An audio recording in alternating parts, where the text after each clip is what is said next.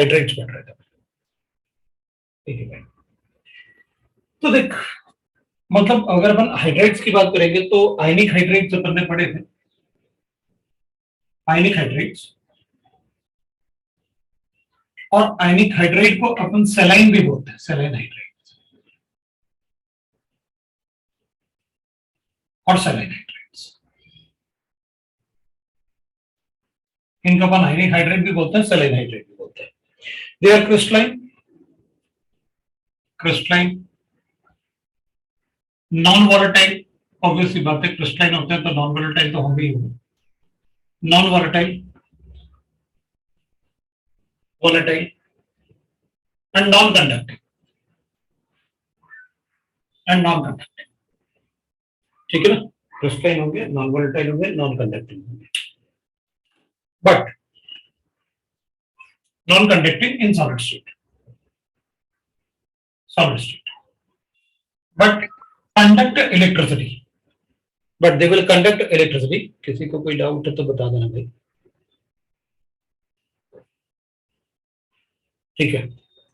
So but conduct electricity, electricity in aqueous and molten state, aqueous or molten state, molten state, है ना, या तो aqueous होना चाहिए या फिर molten state होना चाहिए, तो वो इलेक्ट्रिसिटी कंडक्ट करते हैं। जैसे अपन हाइड्रेट कोई भी एक ले लेते हैं एग्जाम्पल, अगर अपन लिथियम हाइड्रेट लेते हैं ना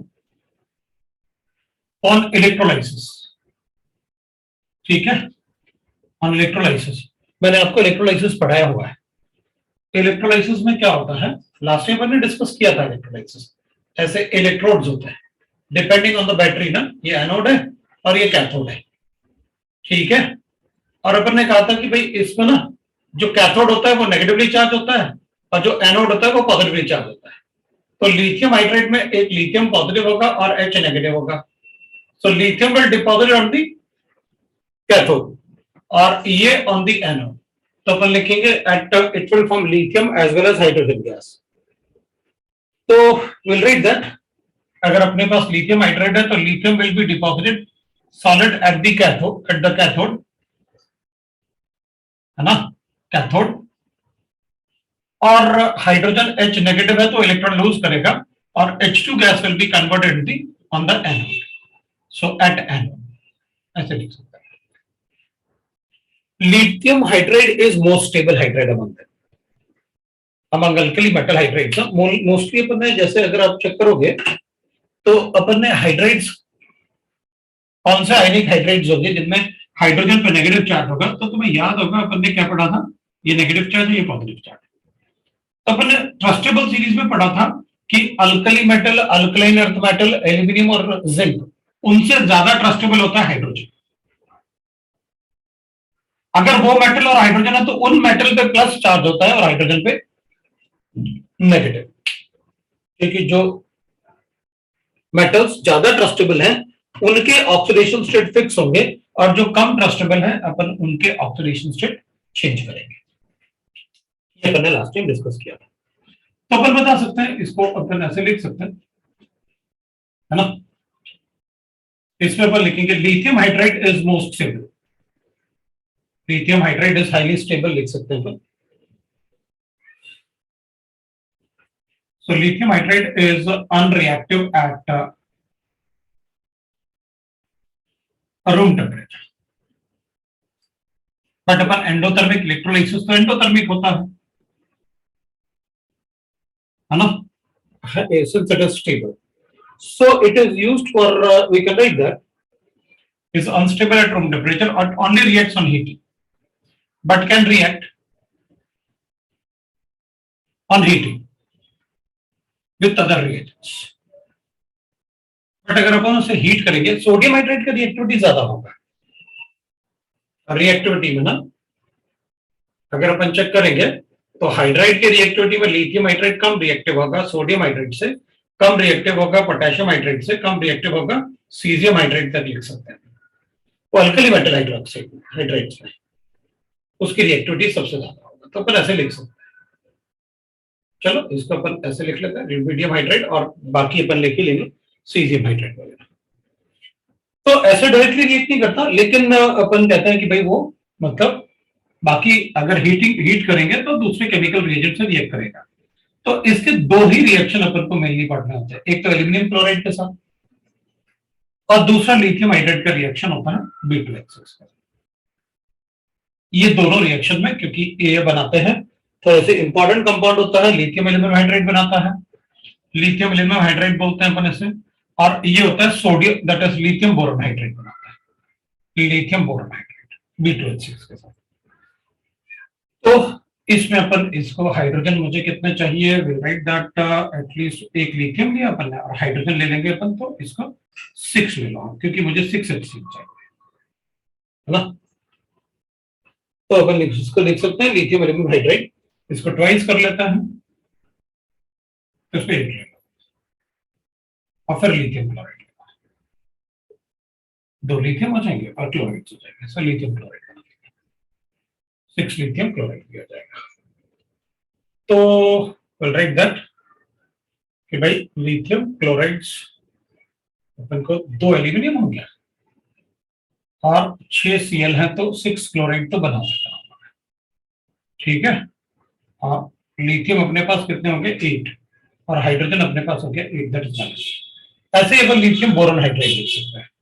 सो लिथियम बोरॉन हाइड्राइड में विल राइट लाइक दिस, ऐसे अपन लिख लेंगे 8, तो इसको भी अपन बना लेंगे that is lithium aluminium hydride. तो लिथियम अपन बना सकते हैं 2 लिथियम हाइड्राइड चाहिए, लो भाई अपने पास बैलेंस। तो इस टाइप से अपन, वैसे इनऑर्गेनिक में ज्यादा बैलेंसिंग में ध्यान नहीं देना क्योंकि क्या प्रोडक्ट बनता है वो अपने लिए ज्यादा इंपॉर्टेंट है। This is called lithium aluminium hydride, this is called lithium boron hydride.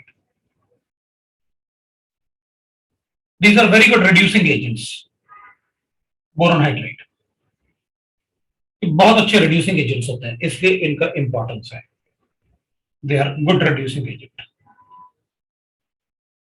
Reducing agent वो काफी अच्छे रिड्यूसिंग एजेंट है, इसलिए अपन को इनका इंपॉर्टेंस है, इसलिए अपन इनको डिस्कस भी कर रहे हैं।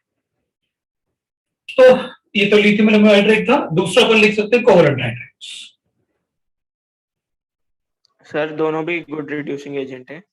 बिल्कुल, दोनों अच्छे रिड्यूसिंग एजेंट है, ये ज्यादा अच्छा है इससे, लेकिन वो अभी जरूरत नहीं है उसकी यूज करने की। तो ये हाइड्राइड्स होंगे तो ये भी अच्छा रिड्यूसिंग एजेंट है और ये बेटर है इससे। कोवलेंट हाइड्राइड का मतलब है जिनमें एक मतलब मेटल और नॉन मेटल नहीं होगा। आयनिक हाइड्राइड का मतलब है मेटल होगा और नॉन मेटल होगा, that is ionic hydride. Covalent hydride का मतलब हो गया कि जिसमें मेटल और नॉन मेटल नहीं, forms by with p block element, p block element, block element. अब ये ना 3 टाइप से हो सकते हैं, एक इलेक्ट्रॉन डेफिशिएंट, एक इलेक्ट्रॉन प्रिसाइज और एक इलेक्ट्रॉन रिच। तो 3 टाइप के हो सकते हैं। तो एक तो होता है इलेक्ट्रॉन, सो 3 टाइप्स। एक होता है इलेक्ट्रॉन प्रिसाइज, एक होता है इलेक्ट्रॉन रिच, है ना, और एक होता है इलेक्ट्रॉन डेफिशिएंट। इलेक्ट्रॉन प्रिसाइज और इलेक्ट्रॉन डेफिशिएंट, और एक होता है इलेक्ट्रॉन रिच। ये 3 टाइप से होते हैं। इलेक्ट्रॉन प्रिसाइज का मतलब है जिसमें लोन पेयर वगैरह नहीं होता, है ना, there is no lone pair, so there is no lone pair, मतलब जिसमें ऑक्टेट कंप्लीट होगा, मतलब लिमिटेड इलेक्ट्रॉन्स है, सो 8 इलेक्ट्रॉन्स होंगे। But we will say that precise मतलब जैसे CH4 हो गया, इट इज प्रिसाइज। सर मतलब ऑक्टेट हो गया, लोन पेयर भी नहीं है। ऑक्टेट नहीं, कंप्लीट है लेकिन लोन पेयर नहीं। ऑक्टेट कंप्लीट है लेकिन लोन पेयर नहीं, ठीक है। और CH4 हो गया, विल राइट दैट जिसमें SiCl4 हो गया, राइट। सेंट्रल एटम पे अपन लोन पेयर नहीं होगा, so they are precise. Electron deficient जिसमें हाइड्राइड है B2H6, BH2, इनमें ऑक्टेट कंप्लीट नहीं है, aluminium hydride etcetera, they are octet incomplete है, इनकम्प्लीट ऑक्टेट, ठीक है। और फिर अपन लिख लेंगे जैसे इलेक्ट्रॉन रिच का मतलब हो गया उसमें ना लोन पेयर होना चाहिए, ऑक्टेट कंप्लीट है और सेंट्रल एटम पे कम से कम एक लोन पेयर होना चाहिए, H2O ऑक्टेट कंप्लीट है और कम से कम एक लोन पेयर है, तो they are called electron rich.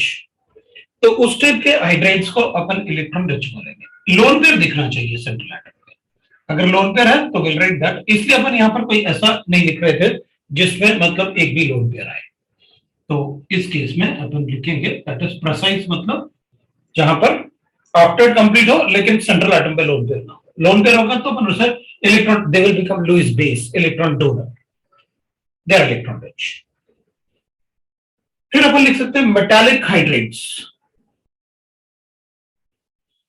Metallic hydrates या फिर अपन इनको नॉन स्टोइकोमेट्रिक हाइड्रेट्स भी बोलते हैं, और नॉन स्टोइकोमेट्रिक मेट्रिक हाइड्रेट्स। तो मेटालिक हाइड्रेट और नॉन स्टोइकोमेट्रिक हाइड्रेट्स या फिर इंटरस्टिशियल हाइड्रेट भी बोलते हैं, हाइड्रेट भी बोलते हैं, इंटरस्टिशियल हाइड्रेट्स ये बोलते हैं। अब मेटालिक हाइड्रेट का मतलब है मेटल जिसमें हाइड्रोजन ट्रैप हो, that is called metallic hydrate, है ना। So generally these are formed by D and F block elements, तो अपन यहाँ लिख देते हैं generally these are formed by, these are formed by D and F block element,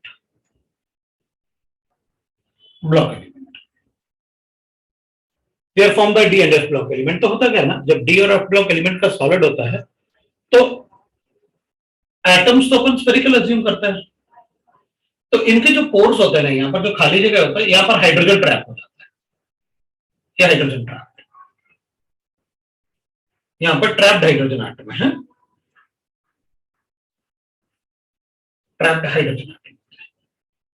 तो इस टाइप के हाइड्रेट को अपन कहते हैं मेटालिक और नॉन स्टोइकोमेट्रिक और इंटरस्टिशियल हाइड्रेट, उस टाइप से अपन बोलते हैं। सो बट इनमें कुछ ऐसे भी डी और एफ ब्लॉक एलिमेंट होते हैं जो ये नहीं बनाते हैं, तो ठीक है, will read that these hydrate, जैसे एग्जांपल लिखेंगे तो chromium hydrate, CR hydrate, titanium hydrate भी बनाता है, बट क्रोमियम हाइड्रेट और टाइटेनियम हाइड्रेट में डिफरेंस है, इसमें जो हाइड्रोजन है ना, टाइटेनियम का +2 ऑक्सीडेशन स्टेट होता है, तो इसमें जो हाइड्रेट का नंबर है वो 1.8 से लेकर 2 तक होता है, मतलब हाइड्रोजन जो है इसका अगर 1 मोल है तो हाइड्रोजन के मोल्स 1.8 से 2 मोल्स होंगे। ऐसे ही अगर अपन जिरकोनियम हाइड्रेट लें तो इसमें भी जो number of moles of zirconium होता है 1.3 टू 1.75 होता है। अब अपन ये नहीं करेंगे कि हमेशा मतलब अपन ये नंबर्स भी याद रखें, हमें ये पता है कि इस नंबर को अपन x लिख सकते हैं और वो x नंबर इंटीजर नहीं होगा, बिटवीन दीज होंगे, x का नंबर जो होगा वो अपन इंटीजर नहीं रखेंगे, बस इतना ध्यान रखिएगा। इटर्बियम हाइड्रेट होता है YbH2.2, वो इंटीजर नहीं होना चाहिए, ठीक है ना, तो वो इंटीजर नहीं होता है। लैंथेनम हाइड्रेट है LaH, वेनाडियम हाइड्रेट बनता है VH, वेनाडियम हाइड्रेट ये भी होता है 2.8 ऐसे, तो इनको कहते हैं अपन नॉन स्टोइकोमेट्रिक हाइड्रेट।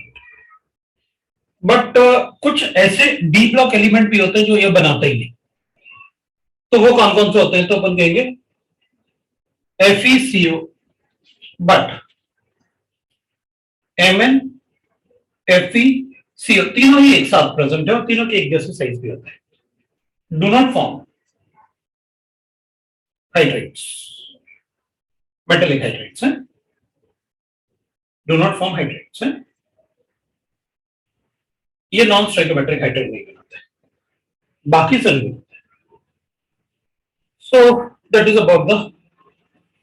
अब ये जो हाइड्रेट्स होते हैं हम क्यों बनाए, ये ट्रैप करके अपन बनाते हैं अपनी तरफ से, मतलब अपन आर्टिफिशियली हाइड्रेट बनाते हैं, because they are very good conductor of heat and electricity, as well as they have very high density, उनकी डेंसिटी बहुत हाई है, ठीक है।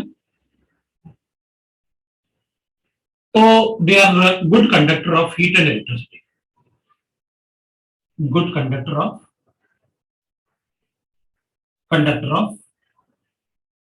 Heat and electricity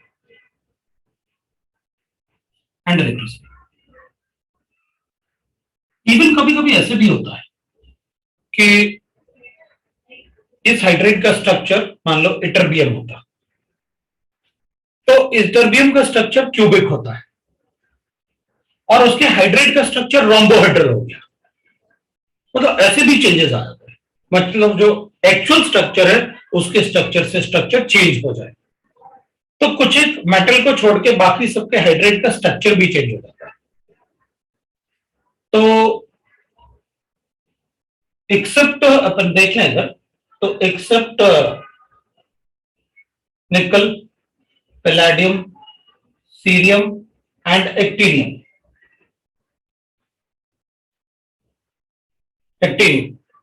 the hydrates have, all other hydrates except these, all other hydrates have different structures, crystal structure than the pure metal, मतलब जो pure metal था उसका जो स्ट्रक्चर होता है उससे बाकी सब में डिफरेंट स्ट्रक्चर्स, मतलब इनके स्ट्रक्चर जो हैं वो डिफरेंट हो जाते हैं।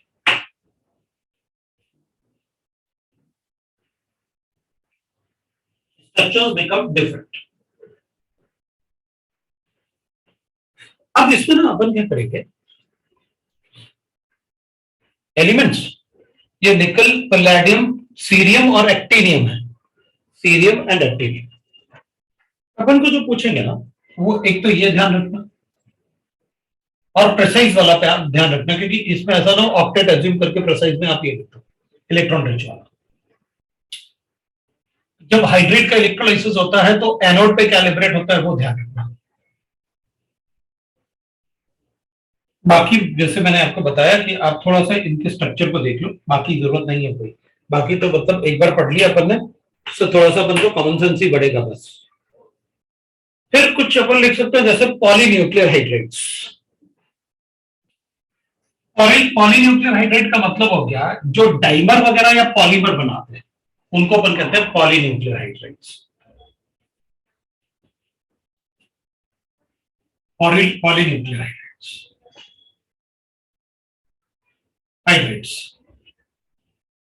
which forms डाइमर और पॉलीमर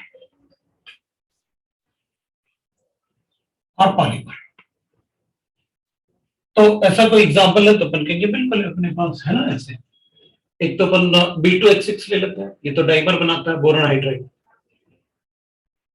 BH2 ले लेते हैं, ये भी अपन ने पॉलीमर बनाया, डाइमर भी बनाता है पॉलीमर भी बनाता है। एल्यूमिनियम हाइड्राइड ले लेते हैं, इलेक्ट्रॉन डेफिशिएंट तत्व।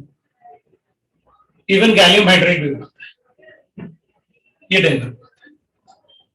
ये अपने लिए काफी इंपॉर्टेंट हो गए तीनों, बाकी एक बार छोड़ भी देंगे तो भी चलेगा, गैलियम हाइड्राइड वगैरह कोई फर्क नहीं पड़ने वाला, है ना। बाकी अपन छोड़ भी देंगे तो भी चलेगा, कोई फर्क नहीं पड़ेगा। तो बस पहले तीन अपन को काफी इंपॉर्टेंट है। B2H6 का स्ट्रक्चर मैंने आपको बताया है, 3 सेंटर 2 इलेक्ट्रॉन बॉन्ड, ये भी बताया 3 सेंटर 2 इलेक्ट्रॉन बॉन्ड, ये सारे अपन ने डिस्कस किए हुए क्लास में। 3 सेंटर 2 इलेक्ट्रॉन बॉन्ड जैसे दीज आर पॉलीन्यूक्लियर हाइड्रेट्स, और ये अपना हाइड्रेट फिजिकल प्रॉपर्टीज और केमिकल प्रॉपर्टीज ऑफ हाइड्रोजन अपना कंप्लीट। अब अपन थोड़ा सा वाटर को पढ़ेंगे क्योंकि प्रॉपर्टीज ऑफ वाटर बचा हुआ है। प्रॉपर्टीज क्या, अपन ने वाटर का जो प्रिपरेशन है वो अपन ने शुरू में ही लिख लिया था, अपन वाटर के बारे में थोड़ा सा पढ़ेंगे। प्रिपरेशन भी ऑलरेडी डिस्कस्ड, अपन को थोड़ा सा प्रॉपर्टीज पढ़ना है बस। वाटर का प्रिपरेशन ऑलरेडी अपन डिस्कस कर चुके हैं।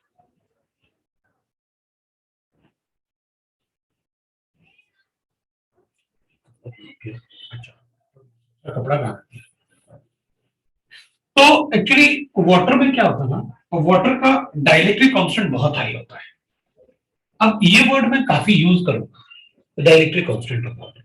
मैं एक बार आपको बता रहा हूं, due to high dielectric constant of water, constant of water. Chemistry में डाइलेक्ट्रिक कांस्टेंट का मतलब है shielding property of cations and ions. मतलब जब अपन NaCl को वाटर में डिसॉल्व करेंगे ना, तो Na पॉजिटिव बनेगा और Cl माइनस बनेगा। ये वाटर से हाइड्रेटेड मतलब हाइड्रेटेड होगा। ऐसे अपन को पता है, ये पढ़ा है अपन ने हाइड्रेशन एनर्जी करके, और ये हाइड्रोजन से हाइड्रेटेड होगा, ऐसे अट्रैक्ट करेगा हाइड्रोजन। अब इसके सराउंड भी क्या हो जाएंगे, मिलियंस ऑफ वाटर मॉलिक्यूल आ जाएंगे, और इसके सराउंड भी क्या हो जाएंगे, मिलियंस ऑफ वाटर मॉलिक्यूल आ जाएंगे। तो millions of water molecule sodium को भी ऐसे कवर कर लेंगे, millions of water molecule Cl को भी ऐसे कवर कर लेंगे। अगर बहुत ज्यादा सॉल्वेंट मॉलिक्यूल इसको कवर करेंगे और इसको कवर करेंगे, तो इन दोनों का आपस में अट्रैक्शन कम हो जाएगा। कोई भी सॉल्वेंट इन दोनों के बीच के अट्रैक्शन को जितना ज्यादा कम कर पाएगा, उतना ही उसका डाइलेक्ट्रिक कांस्टेंट होता है। मतलब the shielding ability of cations and anions in the solution, so that there will be no attraction among them. That is called dielectric constant. Water का सबसे ज्यादा होता है the shielding power of solvent molecule, so that there will be no attraction between the cations and anions in the solution. उसको अपन dielectric constant बोलते हैं। तो सबसे ज्यादा डाइलेक्ट्रिक कांस्टेंट वाटर का होता है। अपन पढ़ते हैं तो डाइलेक्ट्रिक कांस्टेंट सबसे ज्यादा वाटर का होता है, उसके बाद फॉर्मिक एसिड का होता है, उसके बाद इथेनॉल का होता है, अल्कोहल में मिथेनॉल का होता है, फिर इथेनॉल का होता है, और उसके बाद अपन एसिटिक एसिड पढ़ते हैं। मतलब ऐसे पोलर सॉल्वेंट जो पोलर सॉल्वेंट है और जो सॉल्वेट करते हैं ना कैटायंस एंड को, तो सबसे ज्यादा शील्डिंग पावर वाटर का होता है। सबसे ज्यादा शील्डिंग पावर वाटर का होता है। तो अपन मतलब ऐसे मान लो कि भाई अगर इसका शील्डिंग पावर 82 है, तो इसका शील्डिंग पावर 5 होता है। आप अज्यूम कर सकते हो क्या डिफरेंस लिखा होगा। अब वो नंबर अपन को लिखने की जरूरत नहीं कि शील्डिंग इफेक्ट बताओ सर, डाइलेक्ट्रिक कांस्टेंट का वैल्यू बताओ, ये 46 होगा, ऐसे मतलब लिखने की जरूरत नहीं, ये 30 होगा, ये 15 होगा, ये 5 होगा, ये तो 2 ही होता है। So like that we can write that.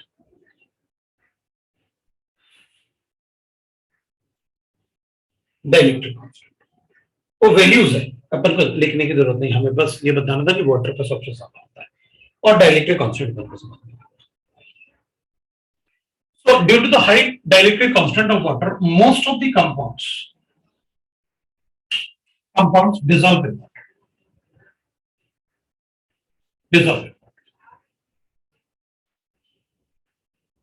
But कुछ कंपाउंड ऐसे भी हैं जो वाटर में प्रेसिपिटेट बनाते हैं, बट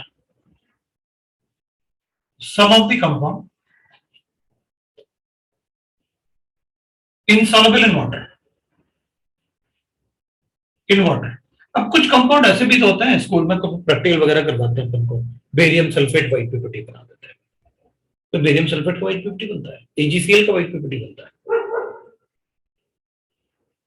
तो अपन ऐसे कहेंगे ना, जिसका डाइलेक्ट्रिक कांस्टेंट ज्यादा होगा वो कैटायंस एनायंस को आपस में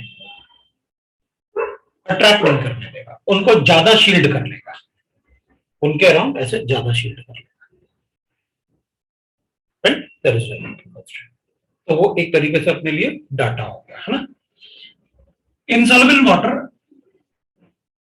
सच एज, कुछ लिख भी देते हैं पर, जैसे बेरियम सल्फेट होता है वाटर में इनसॉल्युबल है, AgCl होता है, AgBr होता है, मैं आपको बताऊंगा अभी भाई, AgCl, AgBr, AgI etcetera, PbSO4, is due to high lattice energy.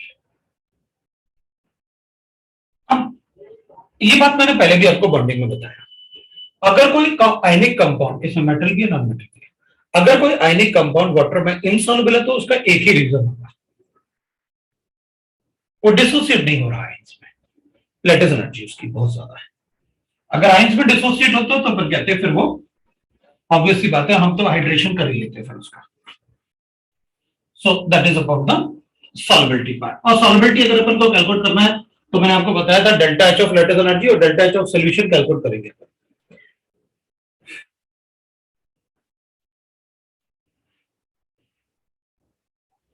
So we'll write that at atmospheric condition,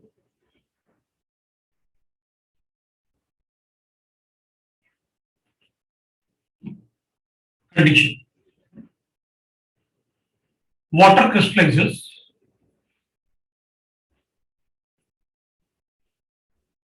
at atmospheric condition, that is 1 atmosphere लिखना था, और इतना लिखने की जरूरत क्या है, सीधे लिख देते हैं, है ना, at 1 atmosphere, अब इतना लिखोगे और at 0 degree centigrade ice crystallizes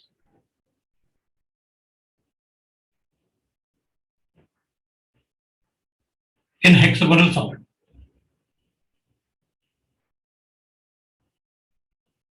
shape है ना, आइस जो होता है वो हेक्सागोनल सॉलिड शेप में क्रिस्टलाइज होता है।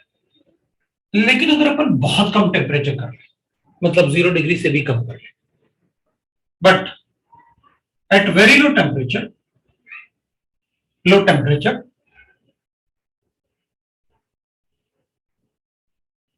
इसको ना ब्रैकेट में डाल देता है,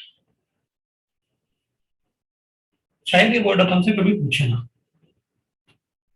वाटर कंडेंस्ड, अपन क्रिस्टलाइज की बात नहीं कर रहे, कंडेंस्ड मतलब अपन ने इसको गैसियस स्टेट में कन्वर्ट किया 100 डिग्री पे, और एकदम से इसको आइस में कंडेंस किया और बहुत कम टेम्परेचर पे कंडेंस किया, कंडेंस्ड इन क्यूबिक शेप।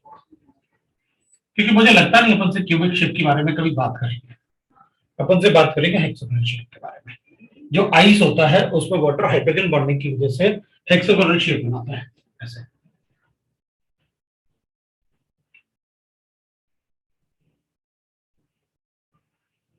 ये भी हाइड्रोजन बॉन्ड बनाएगा, ये भी हाइड्रोजन बॉन्ड बनाएगा, टेट्राहेड्रल sp3 यही पे टेक्स्ट होता है। वाटर तो वैसे भी sp3 बताते हैं ना। सो विल राइट दिस,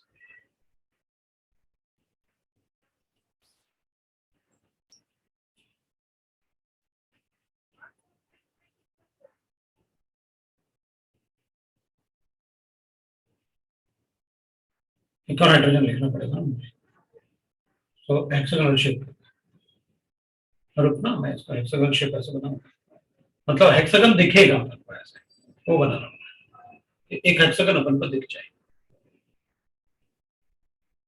इधर ऑक्सीजन, इधर ऑक्सीजन है, इधर हाइड्रोजन, इधर ऑक्सीजन है ना, इधर हाइड्रोजन, तो अपन वैसे छोड़ देंगे बाकी बना के। ये हाइड्रोजन, तो इधर ऑक्सीजन, ये ऐसा होगा। अब इसका एक हाइड्रोजन बनाना पड़ेगा, तो वो हाइड्रोजन ऐसे बना देते हैं डेल्टा नेगेटिव, मतलब एक हेक्सागन बना के छोड़ देता हूँ, कोई बोलने वाला नहीं है मेरे को कि मतलब बना के दिखाओ। ये डेल्टा पॉजिटिव चार्ज, ये डेल्टा नेगेटिव चार्ज, ये डेल्टा पॉजिटिव चार्ज, ऑक्सीजन है तो डेल्टा नेगेटिव चार्ज, तो ये हेक्सागन जैसे दिखता है ट्रांजिशन स्टेट, तो वो हेक्सागोनल शेप जैसे बनाता है। तो मैंने उसको थोड़ा छोटा कंडेंस कर दिया ताकि अपन को हाइड्रोजन बॉन्डिंग पर दिखे, लेकिन ये है कि वाटर का हाइड्रोजन बॉन्डिंग अपन बाकी बना लेंगे, ठीक है। So like that we can write, तो वो हेक्सागोनल शेप जैसे दिखता है, बाकी बनाने की जरूरत है। अब अपन बात कर लेते हैं हैवी वाटर की। Heavy water is D2। D2 अगर हैवी वाटर है तो इसमें ना हाइड्रोजन बॉन्डिंग स्ट्रॉन्गर होता है वाटर से,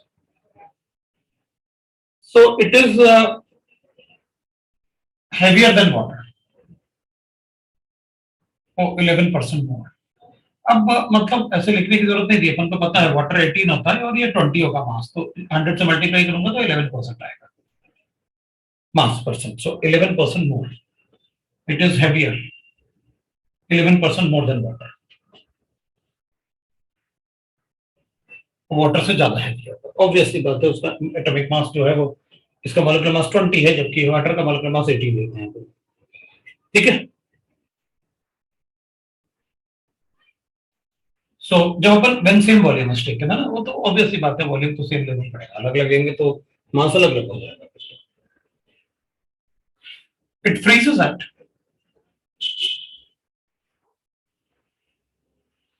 फ्रीजेस एट 3 पॉइंट, मतलब इसका क्योंकि फोर्स ऑफ अट्रैक्शन तो ज्यादा होता ही है इसमें, तो ये जल्दी फ्रीज हो जाता है एंड बॉइल्स एट,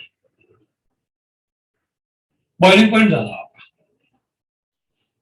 इसका हाइड्रोजन बॉन्डिंग ज्यादा स्ट्रांग होता है, मैंने आपको पहले ही बताया था कि डी का साइज छोटा होता है इसलिए वो इस पे इलेक्ट्रॉन डेंसिटी ज्यादा बढ़ाएगा, अगर इस पे इलेक्ट्रॉन डेंसिटी ज्यादा बढ़ाएगा तो इसका हाइड्रोजन बॉन्डिंग भी स्ट्रांग होगा, अगर इसका हाइड्रोजन बॉन्डिंग स्ट्रांग होगा तो दो मॉलिक्यूल को सेपरेट करना मुश्किल होगा, तो बॉइलिंग पॉइंट भी ज्यादा होगा।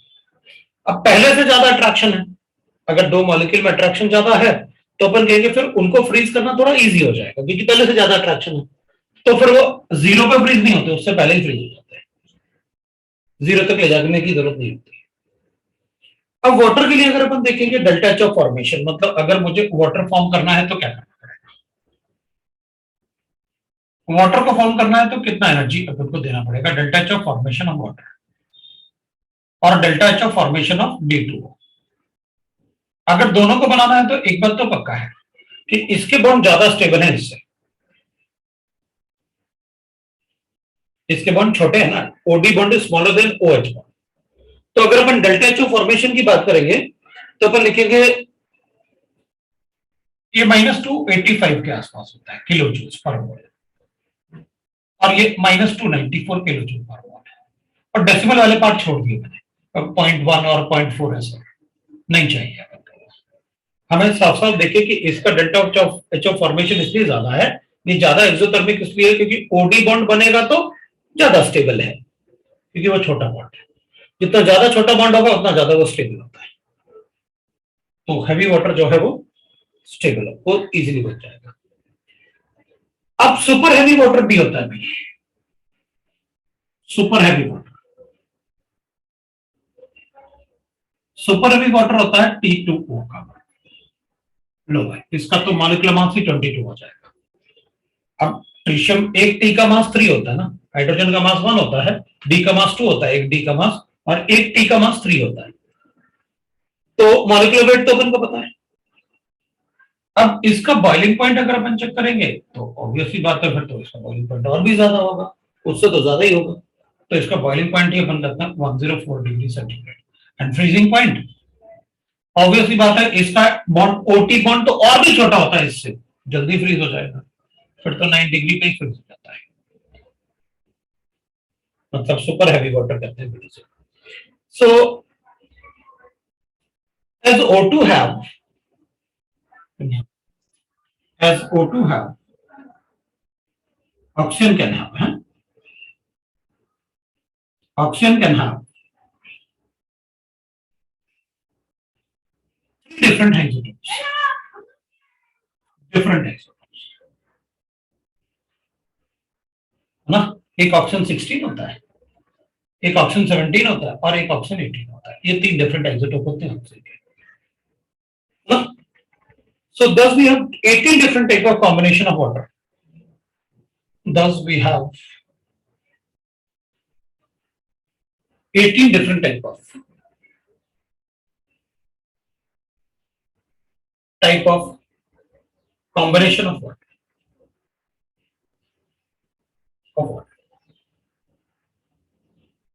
तो अपने पास 18 डिफरेंट, बिल्कुल बॉइलिंग पॉइंट अपन को याद नहीं रखना पड़ेगा, लेकिन ये पता होना चाहिए, अपन से ये जरूर पूछेंगे कि किसका बॉइलिंग पॉइंट ज्यादा होता है, किसका फ्रीजिंग पॉइंट ज्यादा होता है, किसका फ्रीजिंग पॉइंट कम होता है वाटर, उस टाइप से क्वेश्चन पूछेंगे। तो जब डाटा थोड़ा बहुत पता रहेगा अपन को तो अपन इजीली बता सकते हैं इसमें याद मतलब अपन रखेंगे लेकिन याद हो जाएगा,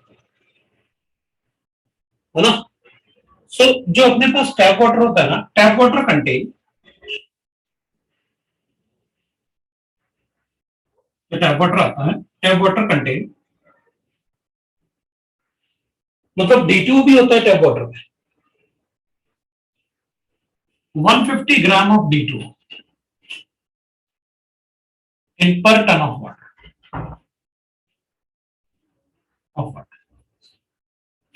ऐसे होता है।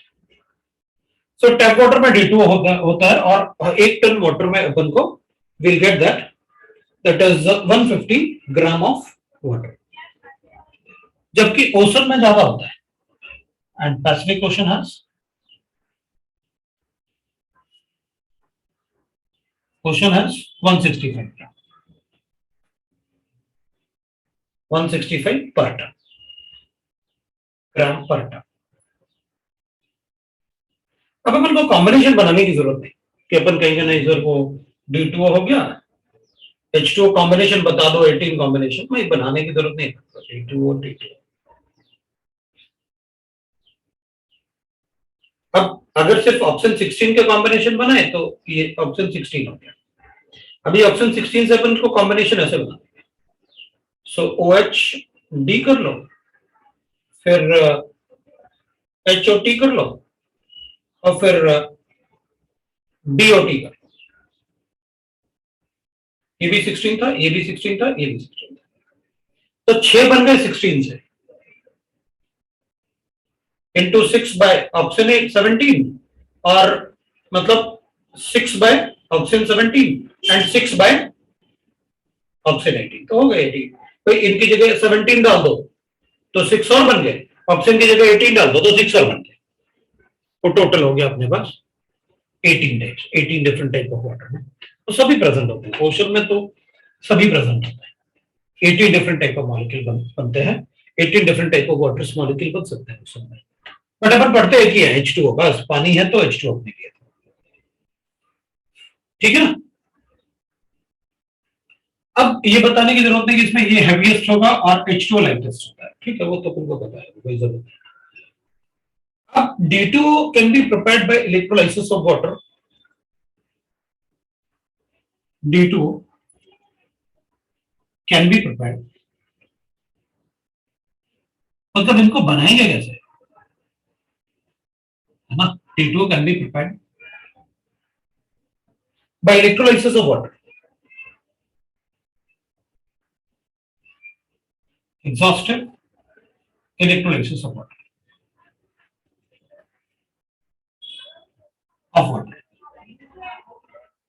एग्जॉस्टिव मतलब उसमें से पहले अपन H2 हटा देंगे, D2O बचेगा, और as by product in fertiliser,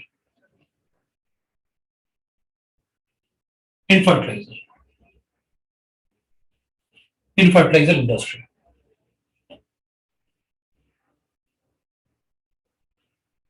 industry, उसमें बदलता।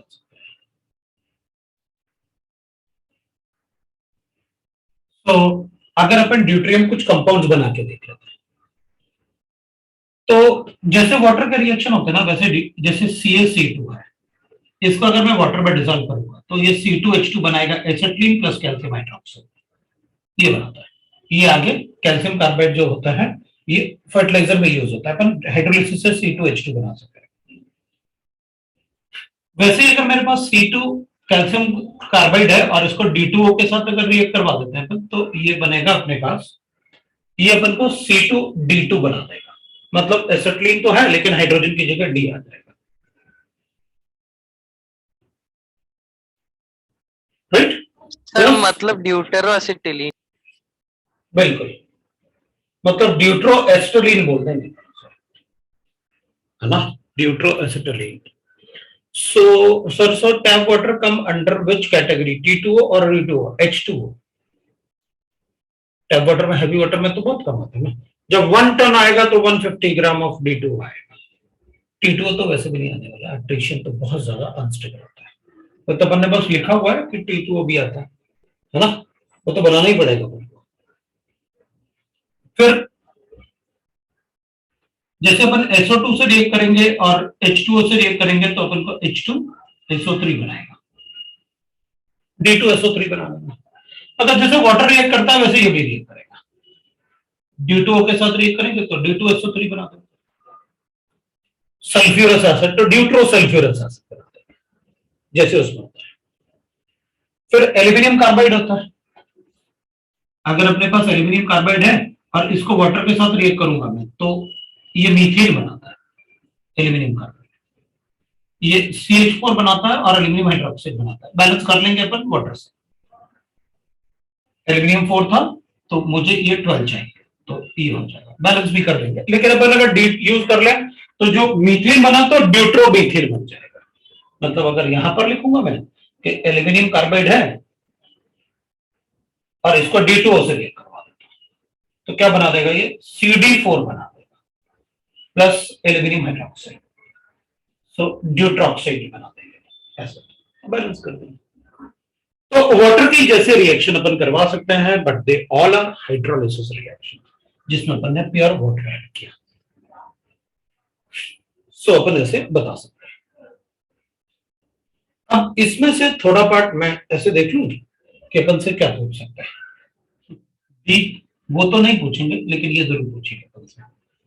हैवी वाटर, हैवी कौन सा होता है थोड़ा सा ये याद रखो। आइस का शेप क्या होता है, ठीक है। और मुझे नहीं लगता अपन को डाइलेक्ट्रिक कांस्टेंट ऑफ वाटर सबसे ज्यादा किसका होगा, और आयनिक कंपाउंड वाटर में क्यों डिसॉल्व नहीं होते वो पता होना चाहिए। बाकी मुझे नहीं लगता ये कितने टाइप के, ये थोड़ा सा ध्यान रखना ये वाला sentence, does we have how many types of water molecule, तो कितने टाइप के वाटर मॉलिक्यूल होते हैं वो अपन को थोड़ा पता।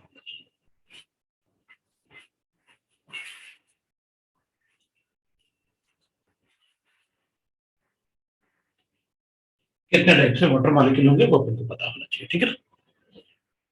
Sir can we drink heavy and super heavy water, super heavy तो नहीं कर सकते, हैवी वाटर ड्रिंक कर सकते, कोई प्रॉब्लम नहीं, वैसे भी पी लेते हैं। हैवी वाटर को अपन न्यूक्लियर रिएक्टर में यूज करते हैं ना, न्यूट्रॉन एब्जॉर्बर, तो थोड़ा बहुत तो पी सकते हैं, क्या फर्क पड़ेगा, थोड़ा बहुत तो रहते ही पानी में हैवी, राइट ना, हैवी वाटर तो रहता ही है थोड़ा बहुत पानी में, उसको पी सकते हैं। सुपर हैवी वाटर ट्रिशियम सबसे ज्यादा अनस्टेबल है ना, उसका N/P रेशियो 2 था ना, उसको नहीं कर सकते, उसको पिएंगे तो रेडियोएक्टिव बहुत ज्यादा होगा, तो वो अपने लिए डेंजरस होगा, तो पीने से अपन निकल भी सकते हैं, ठीक है ना, निकल सकते हैं मतलब ठीक है, तो भैया वो नहीं करेंगे अपन। अब अपन लिखेंगे H2O2 है, हाइड्रोजन पेरोक्साइड, ये अपना हाइड्रोजन पेरोक्साइड बनता है। अब हाइड्रोजन पेरोक्साइड में व्हाट वी से, अच्छा 18 टाइप में, हाँ तो परसेंटेज देख लो भाई, अपन वो कह रहे हैं कि 18 टाइप्स ऑफ वाटर होता है तो हम H2O पे क्यों फोकस करते हैं, तो भाई ये जो 3 लिखे ना आपने, ये तो ट्रेसेस में ही होता है, बने भी तो हो भी तो तभी तो इसका मतलब है कि अमाउंट के हिसाब से H2O16 सबसे ज्यादा होगा, 98%, ये 1.8%, ये 0.2% बनेगा कितना, इसलिए अपन सिर्फ इसी पे फोकस करते हैं, बाकी अपन बात ही नहीं करते। लेकिन बनते नहीं है ऐसा नहीं बोल सकते, बनेंगे तो बनने से मना थोड़ी कर सकते। Hydrogen peroxide is H2O, hydrogen peroxide is H2O। तो अगर अपन इसका इलेक्ट्रोलाइसिस करेंगे तो prepared by electrolysis of 50% solution of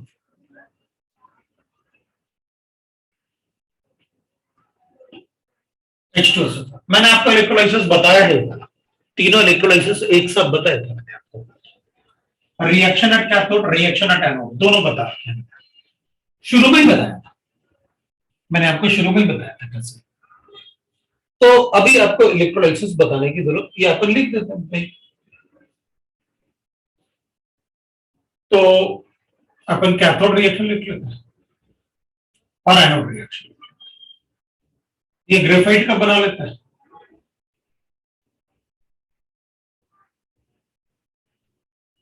और ये प्लेटिनम का बना लेता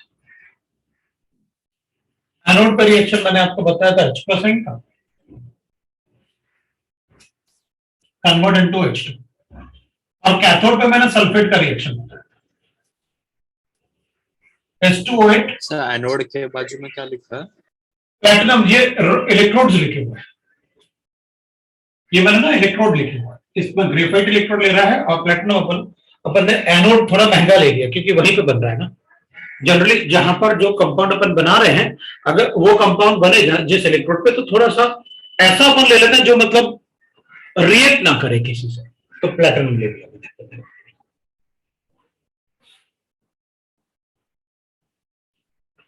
फिर अपन कहते हैं ओवरऑल रिएक्शन जो अपन ने लिखा था, उसमें अपन को याद होगा आपको कि मैंने लिखा था that is twice of H2SO4 will get converted into H2S2O8 plus H2। ये बैलेंस है।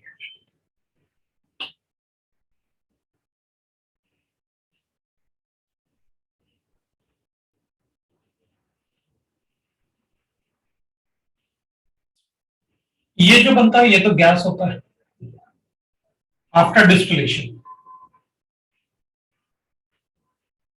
डिस्टिलेशन से यहां अपन को बनेगा H2SO4 प्लस H2SO5 और मोनोसल्फ्यूरिक एसिड, सल्फ्यूरिक एसिड,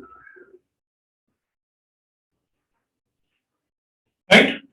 अब अपन परमाणु सल्फ्यूरिक एसिड को कन्वर्ट कर लेंगे, इसको वाटर के साथ रिएक्ट करेंगे तो अपन को बनेगा H2SO4 और बनेगा H2O2। This is our test paper. इसका डिस्टिलेशन करेंगे तो will gate H2SO4 and H2S2O8। इसके बाद अपन इसको वाटर में डिसॉल्व करेंगे तो विल गेट द प्रोडक्ट।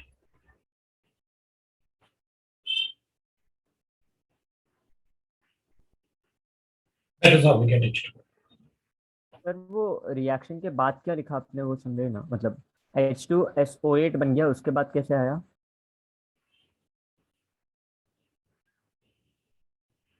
इसका डिकम्पोज हो, राइट ना। Yes. इसका सीधा वाटर में डालो तो बनेगा H2SO4 प्लस H2SO5।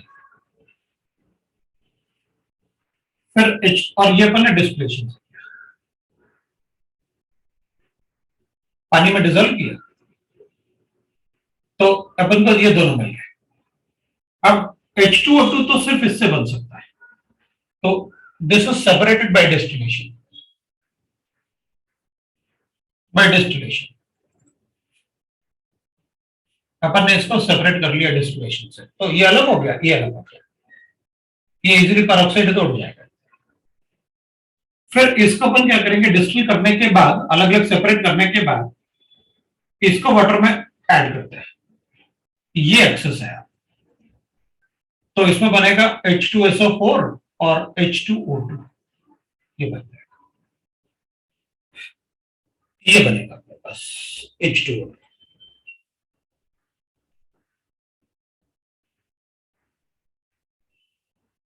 कभी कभी अपन ऐसे सोच लेते हैं कि भाई अपन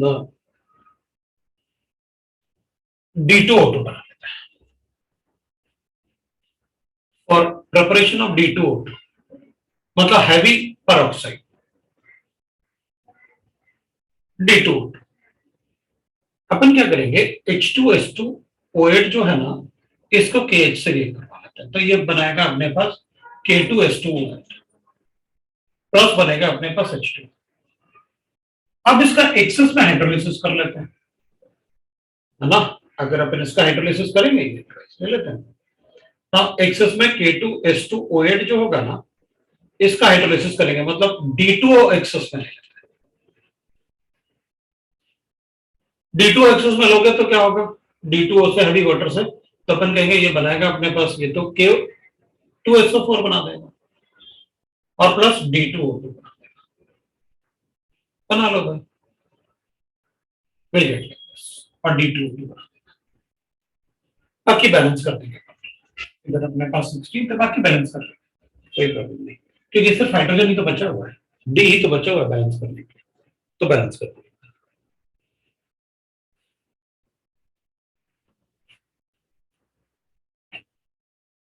So that is how we can balance the D2S2.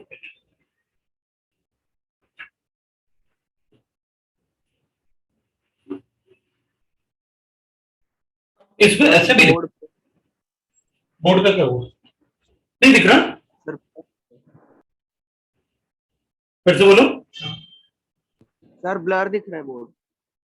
भाई, देखो बोर्ड ब्लर दिख रहा है क्या? नो नहीं सर। ठीक है सर। भाई देख ले यार, मतलब मुझे अगर ब्लर तुम्हें दिख रहा होता तो मुझे भी ब्लर दिखता, पता है ऐसा होता है, अगर तुम्हें ब्लर दिखता तो मुझे भी ब्लर दिखता। वैसे मैंने थोड़ा और पास कर दिया, थोड़ा और अच्छा दिखेगा। तो that is how we can prepare. वैसे तो मैंने इंडस्ट्रियल मेथड भी आपको बता दिया था, इंडस्ट्रियल मेथड अपन एंथ्राक्विनोन से ना, इथाइल एंथ्राक्विनोन से मैंने आपको बता दिया था, है ना, इंडस्ट्रियली अपन कैसे प्रिपेयर करता है H2O। तो अपन लिखते हैं कि भाई इथाइल एंथ्राक्विनोन होता है अपने पास।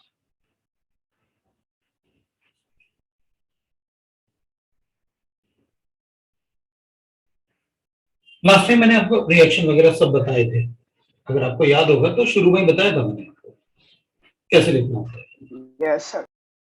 है ना। सो इथाइल एंथ्राक्विनोन अपन है, इधर इथाइल ग्रुप लिखा था, एंथ्राक्विनोन।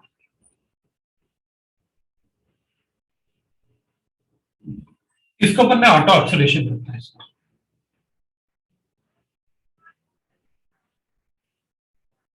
इंडियन पैलेडियम कैटलिस्ट लेता है।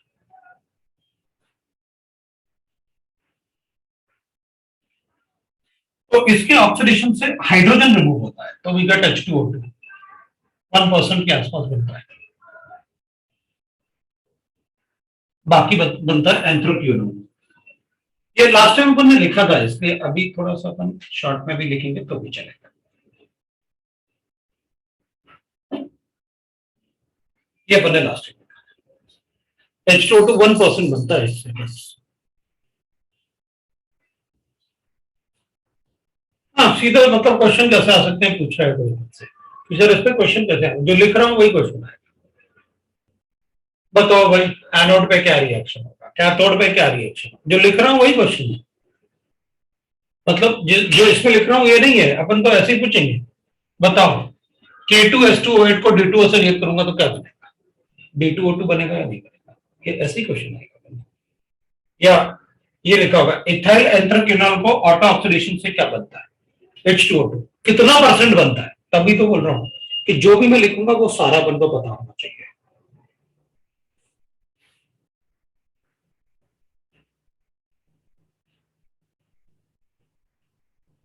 ठीक है, अब अपन इसको वाटर में डिसॉल्व करेंगे, जो H2O2 बना ना अपने पास, है ना। So the H2O2 is extracted with water, H2O2 formed is dissolved in water.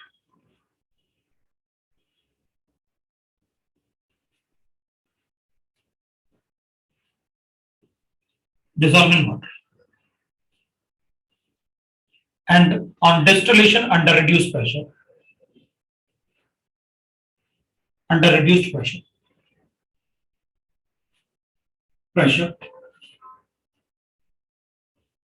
we get 30% by mass of pair H2O2 by mass of H2O। मतलब 1% से अपन इसको पानी में डिसॉल्व करके और फिर उसका डिस्टिलेशन करेंगे अंडर रिड्यूस्ड प्रेशर, तो अपन को मिलेगा 30% बाय मास ऑफ H2O।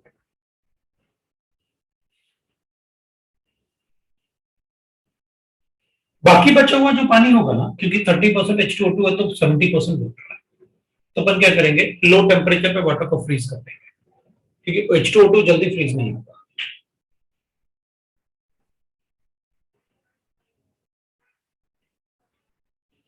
तो अपन कहेंगे rest of water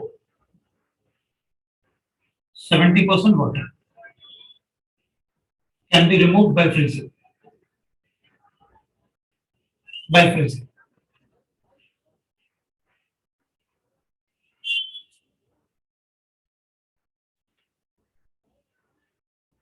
H2O2 we get the H2O2 formed cannot be stored in glass bottles. क्योंकि जितने भी ग्लास बॉटल्स है ना वो सब अल्कली मेटल से बनते हैं, सिलिकेट्स, बिकॉज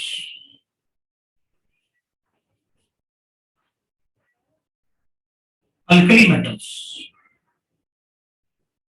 जिनसे कि ग्लास बॉटल, जितने ग्लासेस हो उनमें अल्कली मेटल जरूर होता है, क्योंकि सोडियम सिलिकेट ही तो होता है glass. Alkali metal act as catalyst for decomposition of H2O, तो वो बनता है तो डिकम्पोज भी हो जाएगा, इसलिए मैं इनको ग्लास बॉटल में स्टोर नहीं कर सकता, वरना डिकम्पोज हो जाएंगे अपने आप ही। So they are stored in the paraffin fin bags, so stored in plastic bottles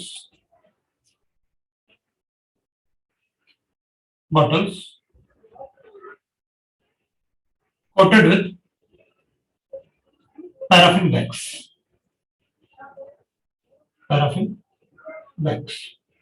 मतलब जैसे पैराफिन बैग्स मतलब जैसे कैंडल्स होते हैं, they are paraffin made up of paraffin bags, candles जो होते हैं।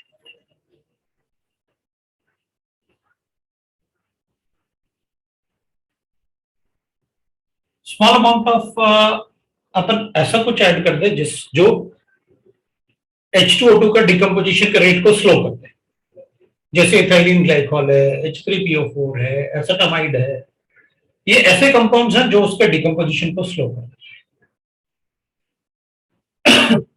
Small amount of H3PO4, ethylene glycol,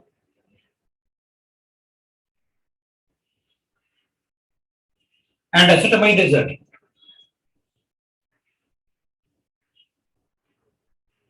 added, which decreases its rate of decomposition, मतलब they will act as a negative catalyst for decomposition, मतलब decomposition नहीं होगा उनके presence में, है ना? So used as a stabilizer, added to stabilize its decomposition, to decrease its decomposition. Its decomposition. ये बनाया।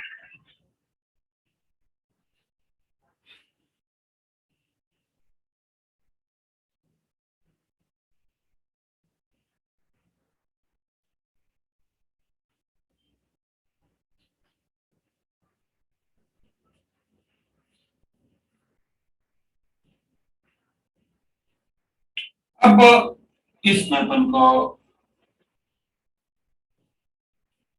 मतलब अगर हम डाइलेक्ट्रिक कांस्टेंट की बात करें ना, तो H2O2 में भी OH है ना, तो अपन डाइलेक्ट्रिक कांस्टेंट लिख सकते हैं इसका properties, dielectric constant of H2O2। अगर अपन चेक करेंगे तो H2O का ज्यादा होता है D2O से, D2O का ज्यादा होता है H2O2 से, तो अपन ऐसे कर सकते हैं, इसका डाइलेक्ट्रिक कांस्टेंट अगर मान लो 82 है, तो इसका डाइलेक्ट्रिक प्रॉपर्टी है। हाँ, now it is the properties of H2O2.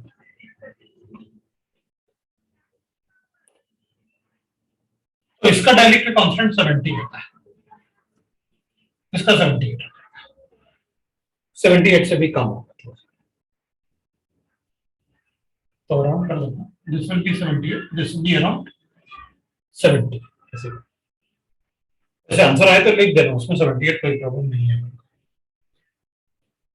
H2O2 में मेनली अपन को पढ़ना होता है volume strength of H2O2,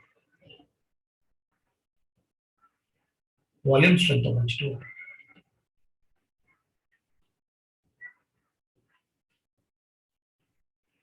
strength of volume strength of H2O2 का मतलब है volume of O2 liberated, O2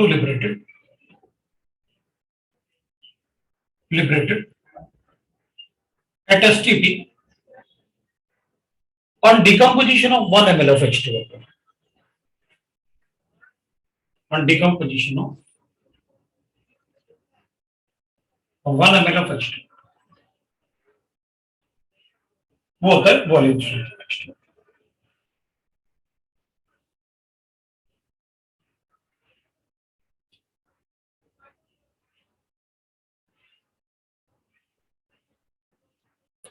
मैं थोड़ा सा आपको बताऊंगा इसमें।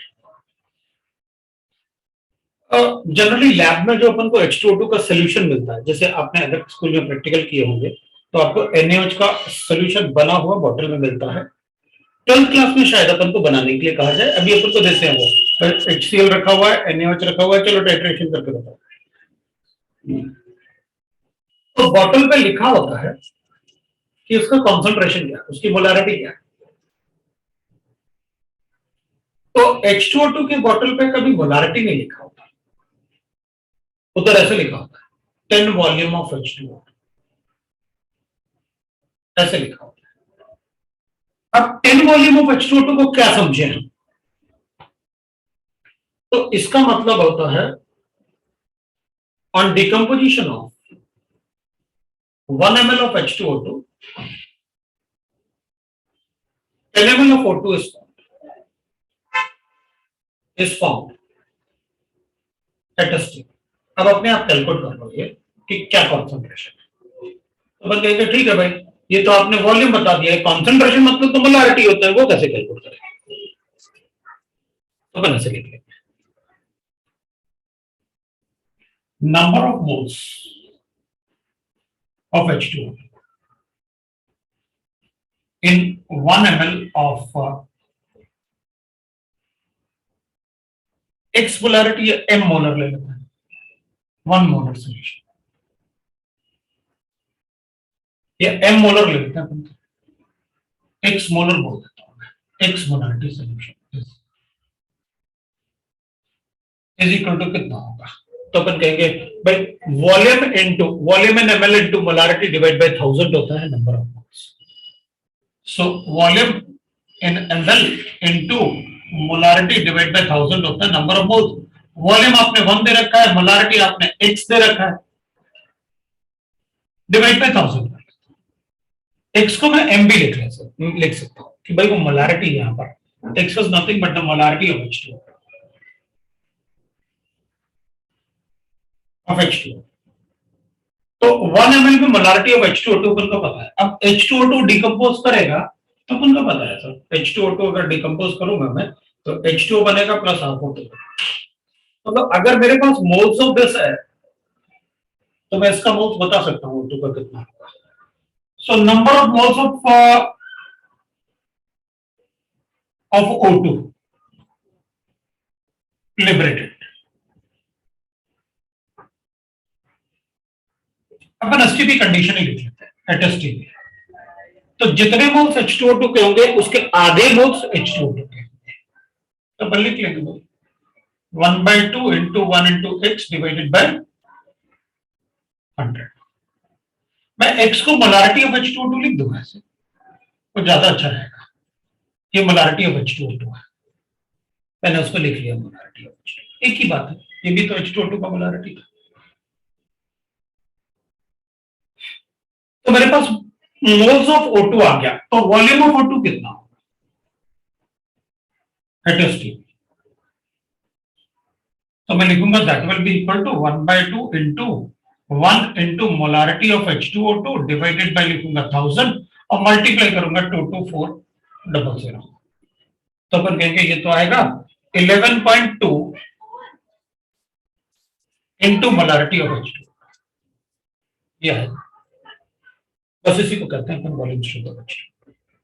मतलब volume of O2 liberated at STP is called volume strength of H2O2। मतलब मैं ऐसे लिख सकता हूं, therefore volume of O2 at STP is equal to होता है 11.2 into molarity of H2O2 is equal to, इसी को कहते हैं upon volume strength of H2। तो अपन कहेंगे ठीक है सर, ये आपने बता दिया, अच्छा है, लेकिन ये तो बताओ यूज कैसे करोगे। तो अपन कहेंगे देख, ये अपन को सॉल्यूशन लैब में मिला था ना, इसमें क्या लिखा था 10 वॉल्यूम ऑफ H2O2, इसका मतलब है 10 ml ऑफ O2 आ रहा है अपने पास। तो आपको 10 ml ऑफ O2 पता है, मोलारिटी अपने आप कैलकुलेट कर सकते हो। देखो उधर बॉटल के नीचे मैंने क्या लिखा हुआ है, साफ साफ लिखा हुआ है clearly, decomposition of 1 ml of H2O2, 10 ml of O2 is liberated। अच्छा, इसका मतलब है उस सॉल्यूशन में जो बॉटल में रखा हुआ है उसका 1 ml डिकम्पोजिशन पे 10 ml ये देता है। तो अगर मेरे पास ये 10 ml गिवन है एट STP, तो मैं इससे डिवाइड करके बता दूंगा कि उस सॉल्यूशन का मोलारिटी कितना है, पता चल गया मुझे। इसी को कहते हैं upon volume strength of H2O2। अगर कभी अपन से volume strength of H2O2 calculate करने के लिए कहेंगे निकालो वॉल्यूम स्ट्रेंथ ऑफ H2O2 कितना है, तो अपन क्या करेंगे, upon volume of O2 calculate करेंगे कि H2O के डिकम्पोजिशन से कितना वॉल्यूम ऑफ O2 आएगा। अब इसके मोल्स बता दो मुझे, मैं इसके मोल्स से इसके मोल्स कैलकुलेट कर लूंगा। अगर मेरे पास इसके मोल्स आ गए तो इसका वॉल्यूम कैलकुलेट कर लूंगा, और जितना वॉल्यूम इसका आएगा वही वॉल्यूम स्ट्रेंथ है मेरे लिए।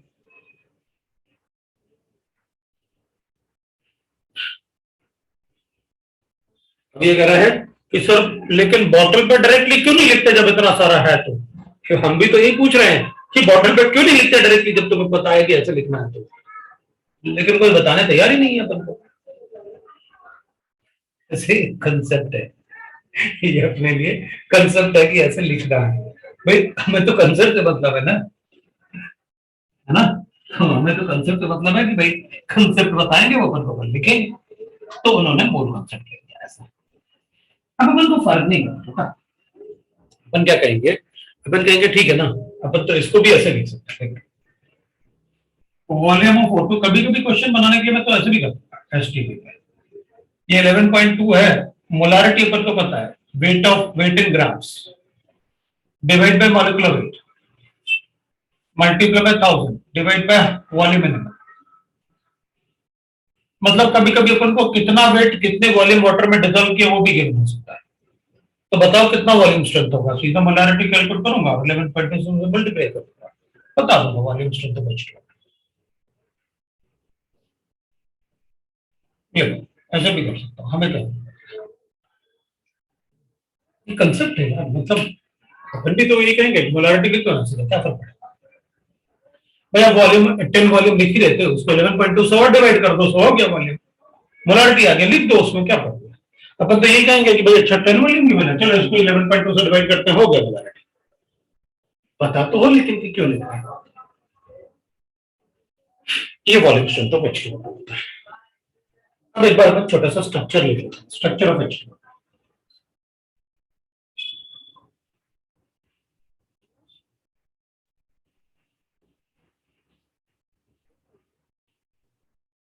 H2O2 का स्ट्रक्चर, अब इसमें ना दो टाइप के स्ट्रक्चर पढ़ेंगे, एक तो होगा गैसियस फेज में और एक होगा सॉलिड स्टेट में। इन सॉलिड स्टेट मोस्टली अपन से वो H2O2 का स्ट्रक्चर पूछेंगे, तो अपन तो गैसियस फेज में बता देंगे।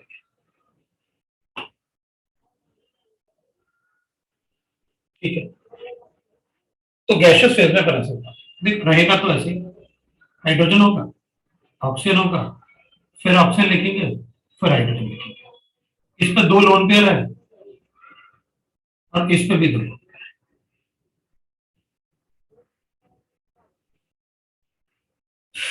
लेकिन इसमें बॉन्ड एंगल्स अगर अपन चेक करेंगे, क्योंकि अंदर वाला बॉन्ड एंगल 95 94.8 होता है, मैंने 95 लिया। ये 114.5 होता है बाहर वाला, इन दोनों के बीच, इन दोनों के बीच में, क्योंकि लोन पेयर के बीच में भी होगा, ये 115 के आसपास होता है। बॉन्ड लेंथ OH का एक जैसा होगा और बीच वाला थोड़ा बड़ा होगा। ये 98 पिकोमीटर होता है और ये 143.5 होता है बॉन्ड लेंथ। वो बड़ा होगा ही होगा क्योंकि इनमें रिपल्शन तो होगा।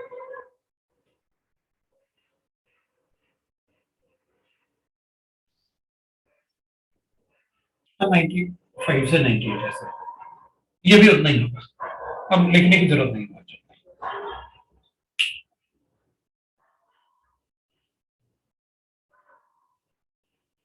सॉलिड स्टेट में it will be like this, hydrogen होगा, ऑक्सीजन होगा और फिर हाइड्रोजन होगा।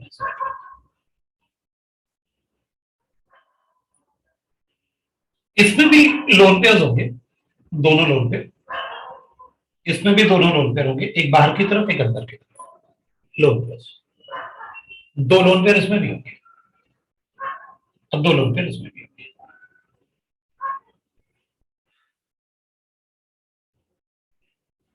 बट इसमें जो बॉन्डिंग लाएंगे ना, इसका बॉन्ड लेंथ इधर तो अपने पास 143.5 था, लेकिन वो वाला बॉन्डिंग जो होगा 145.8 होता है पिकोमीटर्स।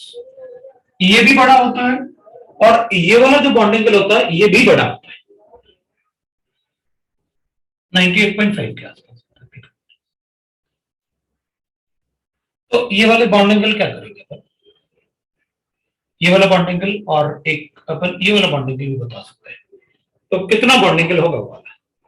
अब तुम मुझे ये बताओ कि अगर मुझे ये वाला बॉन्डिंग गिवन है 95, तो ये वाला बॉन्डिंग 95 से बड़ा होगा या छोटा होगा। स्ट्रक्चर में बॉन्ड मतलब थोड़ा थोड़ा याद तो करना ही होता है। बॉन्डिंग सर छोटा होगा, छोटा होगा, सो इट इज 90.2 के आसपास होता है, क्योंकि बॉन्डलेस अगर बड़ा होगा तो बॉन्डिंग छोटा होगा। इनवर्सली प्रोपोर्शनल होता है ना। बिल्कुल बिल्कुल बिल्कुल, इसलिए मैंने तुमसे पूछा क्योंकि ये अपन बार बार पढ़ चुके हैं, राइट ना। तो इस टाइप से ये स्ट्रक्चर होता है। तो ये आपका H2O2 है। वॉल्यूम स्ट्रेंथ से थोड़े क्वेश्चंस अपन मोल कांसेप्ट में भी इन्वॉल्व करेंगे हम आगे, थोड़ा सा इक्वल कांसेप्ट पढ़ेंगे तो अपन चेक करेंगे, और बाकी इनके स्ट्रक्चर्स थोड़े आपको याद रखने पड़ेंगे। ये स्ट्रक्चर भी ऐसे होता है जैसे कि हाइड्रोजन है ना, हाइड्रोजन है, ऑक्सीजन है, लोन पेयर है, इधर भी ये लोन पेयर है ऑक्सीजन पे और ये हाइड्रोजन है। तो इसका जो शेप होता है ऐसे, ये बुक के टाइप का शेप होता है, जैसे बुक होता है ना, बुक पढ़ते हैं, इसलिए अपन इसको बुक शेप भी बोलते हैं। ऐसे ओपन करते हैं ना बुक। और ये वाला बॉन्ड एंगल भी जो होता है इन दोनों के बीच में, दिस इज आल्सो अराउंड, मतलब जो बुक शेप है वो 90 डिग्री के आसपास होता है बॉन्ड एंगल, मतलब ये और ये। तो ये वाला मतलब बुक जो है वो ऐसी है, ये बुक ऐसे स्ट्रक्चर, जैसे अपन बुक ओपन करते हैं ना, बुक लेता ऐसे, जैसे ये है ना, तो ये बुक ऐसे है, ऐसे बता रहा है कि भाई यहाँ ऊपर है, यहाँ नीचे है, और ये वाला जो बॉन्डिंग है ना ऐसे है और ये ऐसे है, मतलब दोनों ऐसे नहीं है, ये ऐसे है। इनके बीच में भी बॉन्डिंग जो है वो 90 के आसपास होता है, उस टाइप से। NCERT book. सर ये किसका स्ट्रक्चर था? ये H2O2 सॉलिड स्टेट में जो था वो स्ट्रक्चर बताया था, ये वाला बुक शेप। तो उसको लिखा ना मैंने, ये वाला कि बुक शेप जैसे स्ट्रक्चर होता है।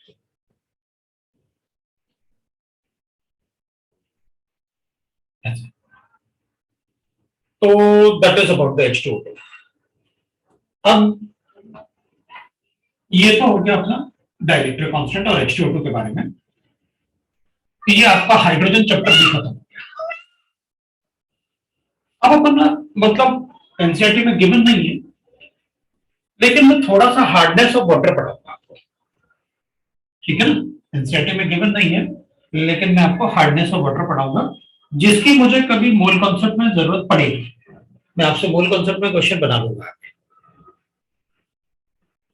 है ना। मोल कॉन्सेप्ट में वापस अपन बता रहे हैं हार्डनेस ऑफ वाटर।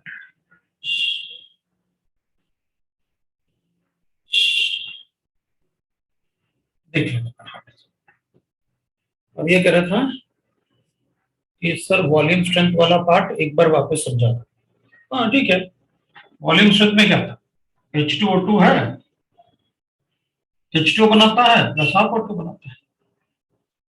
भाई आपने बताया volume strength of H2O2, volume strength of H2O2 is equal to होता है volume of O2 liberated at STP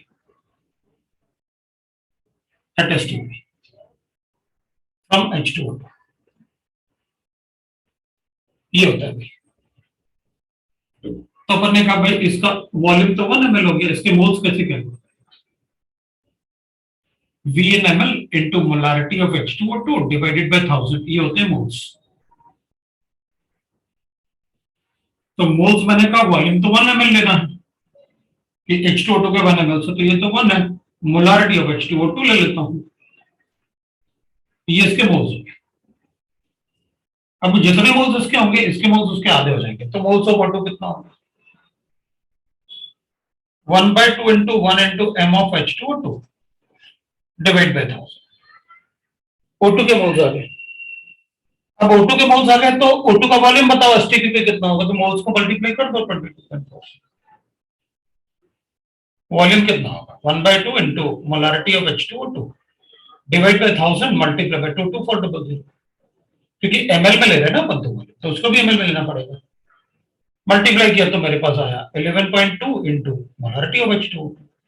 हाँ तो ठीक है, वॉल्यूम ऑफ O2 आ गया, तो यही तो होता है volume strength of H2O2, that is equal to 11.2 into molarity, हो गया। ओके ठीक है, अब अपन हार्डनेस ऑफ वाटर पढ़ते हैं। हार्डनेस ऑफ वाटर छोटा सा पार्ट है ना, एनसीईआरटी में गिवन नहीं है, अगर किसी को नहीं पढ़ना है तो वो जा भी सकता है, फिर अपन ब्रेक लेंगे और ब्रेक के बाद फिर पढ़ेंगे, ठीक है। अगर आप कहोगे तो डाउट डिस्कस करेंगे, नहीं तो अपन एस ब्लॉक भी शुरू कर सकते हैं, है ना, क्योंकि इस ब्लॉक PP3 में तो शुरू हो गया, उनका एक क्लास हो गया इस ब्लॉक का। सर वाटर है कि हाइड्रोजन पर नहीं ये तो वाटर ना, हार्डनेस ऑफ वाटर पढ़ रहे हैं। मेरी एनसीईआरटी में है थोड़ा सा है, यस, परमानेंट हार्डनेस और टेम्परेरी हार्डनेस और उसके रिमूवल के टेक्निक्स। बस फिर क्या है, Yes, sir. चलो फिर अपन देखते हैं। तो दो टाइप का हार्डनेस होता है, एक तो होता है टेम्पररी हार्डनेस और एक होता है परमानेंट हार्डनेस। इसको अपन ऐसे लिखेंगे परमानेंट हार्डनेस।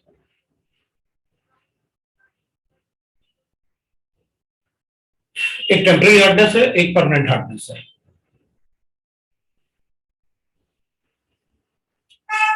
जो टेम्पररी हार्डनेस होगा ना, इसमें कैटाइंस कैल्शियम और मैग्नीशियम। अब परमानेंट हार्डनेस में कैटाइंस, इसमें भी मैग्नीशियम और कैल्शियम होता है, मतलब ऐसे नहीं है कि पहले लिखा था अलग हो गया, इसमें भी कैल्शियम और मैग्नीशियम होता है। अच्छा, दोनों में कैटाइंस एक जैसे होते हैं। और एनाइंस तो बन जाएंगे, इसमें एनाइंस जो होते हैं ना वो बाइकार्बोनेट है, राइट, और उसमें एनाइंस जो होते हैं कार्बेटाइन होता है, सल्फेटाइन होता है, मेनली क्लोराइडाइन होता है और नाइट्रेट भी होता है थोड़ा सा, मेनली ये होता है हार्डनेस। मतलब अगर अपन सी वाटर ले लें, 100 ml ऑफ सी वाटर में 2.8% बाय मास, मतलब 2.8 ग्राम NaCl होता है। मतलब 100 ग्राम सी वाटर में 2.8 ग्राम क्या होता है NaCl। कितना ज्यादा नमक होता है उसमें, we know that, वही तो हार्डनेस। अब मेनली तो अपन को डिस्कस करना होता है ये वाला, क्योंकि परमानेंट हार्डनेस इजीली रिमूव नहीं होता, टेम्पररी हार्डनेस को तो अपन बाय हीटिंग ही रिमूव कर सकते हैं। So it can be removed only by heating, can be removed by heating, ऐसे लिख सकते हैं। तो रिमूवल की बात करें, इसको कैसे रिमूव करेंगे वो देखिए। तो अगर अपन को ये रिमूव करना है तो अपन क्या करेंगे, एक तो अपन डायरेक्टली हीटिंग कर लेते हैं, भाई कैल्शियम बाइकार्बोनेट है सर या ये किसका रिमूवल है? हार्डनेस का, और किसका रिमूवल होगा यार, नहीं मतलब टेम्पररी की परमानेंट वाला। बताओ कौन सा लिखा है इधर, ये क्या लिखा हुआ है? अच्छा उसके ही नीचे लिखा है। हाँ इसलिए तो इधर लिखूंगा तो इसके लिए लिखूंगा, ये बहुत छोटा पार्ट है, डिस्कशन यही करना है, इसलिए इसको खत्म करते हैं। मान लो कि छोटा सा पार्ट है, वो सारा पार्ट वही है, इसमें 2 रिएक्शन लिखूंगा, खत्म हो गया। एक तो अपन क्या करेंगे, पानी को बॉईल कर देंगे सीधा, क्योंकि all bicarbonate of alkaline earth metals are liquids. हाँ तो ये तो पहले ही बताया तुमने, तभी तो सी वाटर में दिखते नहीं है मैग्नीशियम और कैल्शियम के बाइकार्बोनेट, नहीं दिखेंगे अपन, वो तो खुद ही लिक्विड होता है। अपन क्या करेंगे, पानी को लेंगे और बॉईल कर लेंगे। अगर टेम्पररी हार्डनेस है, temporary hardness generally river waters वगैरह में कहीं कहीं मिल जाता है, जैसे राजस्थान वगैरह में। कैल्शियम कार्बोनेट प्रेसिपिटेट हो जाएगा, पानी बचेगा और CO2 उड़ जाएगा, तो जो बचा हुआ वो पानी है। बॉईल करेंगे पानी को, जैसे डॉक्टर भी कभी कभी बोलता है ना बॉईल वाटर पिलाओ उसको, तो बॉईल वाटर में कैल्शियम कार्बोनेट जो होगा वो डिपॉजिट हो जाएगा, नीचे वाइट डिपॉजिट आ जाता है, CO2 उड़ जाएगा और पानी बच जाएगा। एक तो ये हार्डनेस कर देता है। दूसरा अपन बोल सकते हैं कि भाई जैसे कैल्शियम बाइकार्बोनेट, और फिर आपने देखा जैसे कैल्शियम बाइकार्बोनेट है, ब्लीचिंग पाउडर डालते हैं उसमें, वो सस्ता भी होता है इसलिए ब्लीचिंग पाउडर डालते हैं। अब आप ब्लीचिंग पाउडर डालोगे तो कैल्शियम कार्बोनेट बनेगा, और जो CO2 बनना चाहिए था वो बेस के साथ रिएक्ट करके वो भी प्रेसिपिटेट हो गया और वाटर बन गया, ये पीपीटी बन गया और वाटर बच गया।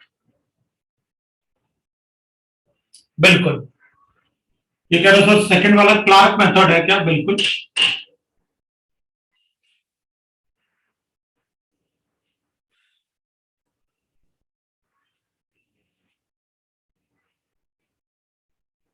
मेथड बोलते हैं। अब क्लार्क मेथड क्या, पानी में ब्लीचिंग पाउडर डाल दिया, हो गया क्लार्क मेथड, हो गया, वही होता है क्लार्क मेथड, तो बना दिया हाइड्रोजन के। तो लेकिन ब्लीचिंग पाउडर तो CaOCl2 होता है ना? ब्लीचिंग पाउडर ये होता है,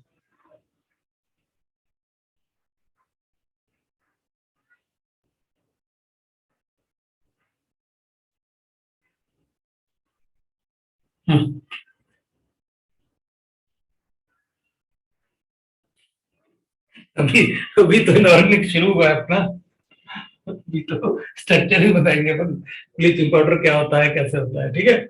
अब भाई अपन ये सिर्फ कैल्शियम हाइड्रोक्साइड थोड़ी ढूंढने जाएंगे, ब्लीचिंग पाउडर सीधे डाल देंगे उसमें। अच्छा लास्ट ईयर तक अभी भी मोस्ट ऑफ द पार्ट तो यही होता है, मोस्ट ऑफ द पार्ट तो अपन ऐसे अज्यूम करते हैं, ऑक्सीक्लोराइड भी होता है, इसी की वजह से अपन उसे ऑक्सीडाइजिंग एजेंट बोलते हैं। लेकिन वो ऑक्सीडेटिव ब्लीच करना है तो ये है, पानी से रिएक्ट करना है तो कैल्शियम हाइड्रोक्साइड है, हार्डनेस रिमूव करने के लिए, इसलिए तो पूरा फॉर्मूला लिखा मैंने। लास्ट ईयर तक जो था वो सही था, कोई प्रॉब्लम नहीं है, लेकिन पूरा फॉर्मूला नहीं बताता ना कोई कि पूरा फॉर्मूला ये है।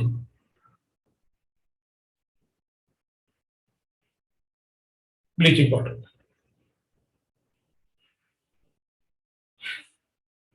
तो मैंने ब्लीच नहीं किया पानी को, मुझे तो हटाना था, टेम्पररी हार्डनेस, ब्लीचिंग पाउडर डाल दो प्रेसिपिटेट हो जाएगा। अब वही सस्ता मिला, सस्ता पार्ट है तो डाल देते हैं उसको, तो हो जाएगा, ठीक है। अब इसमें अपन को स्पेशल मेथड्स,